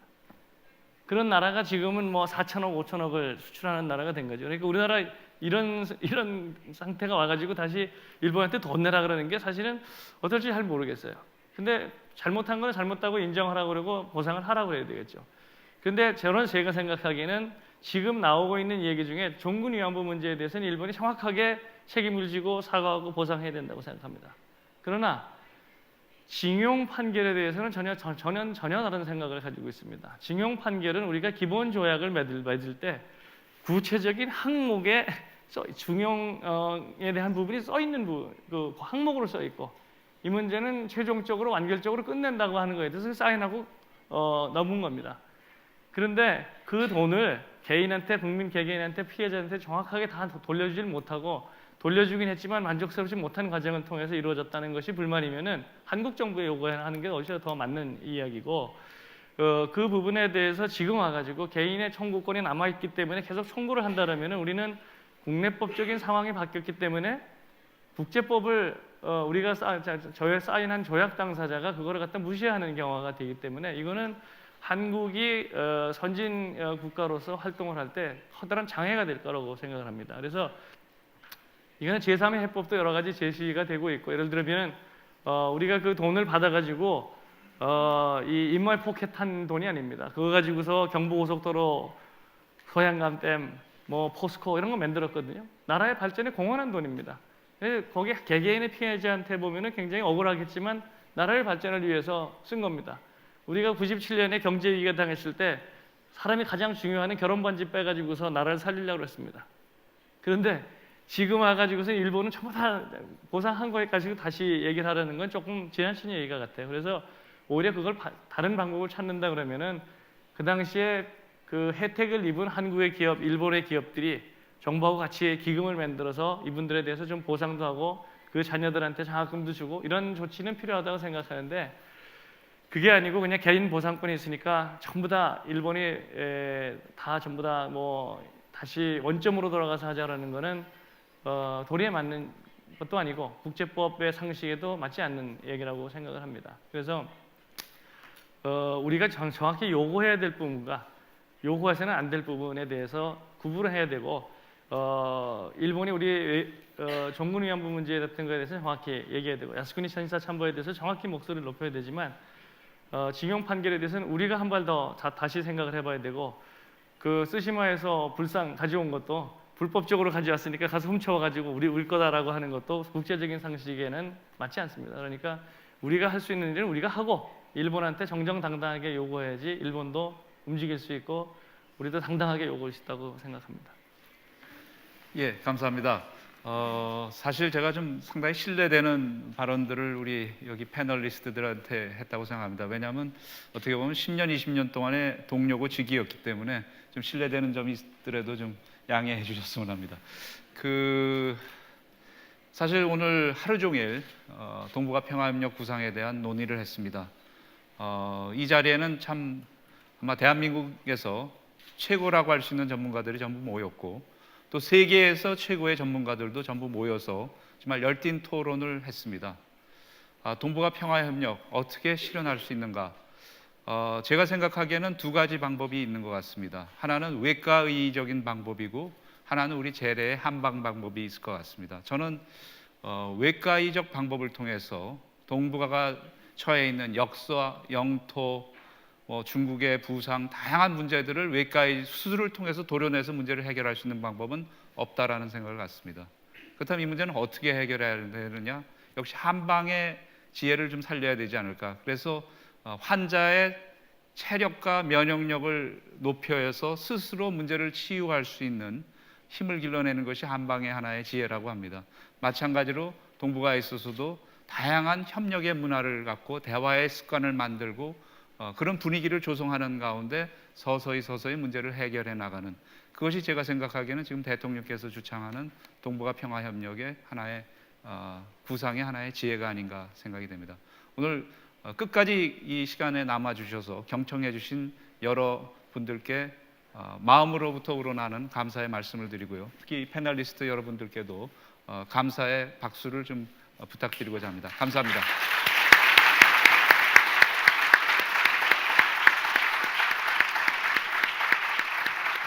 토론에 수고해주신 윤덕민 국립외교원장님과 패널분들께 다시 한번 큰 박수 부탁드립니다.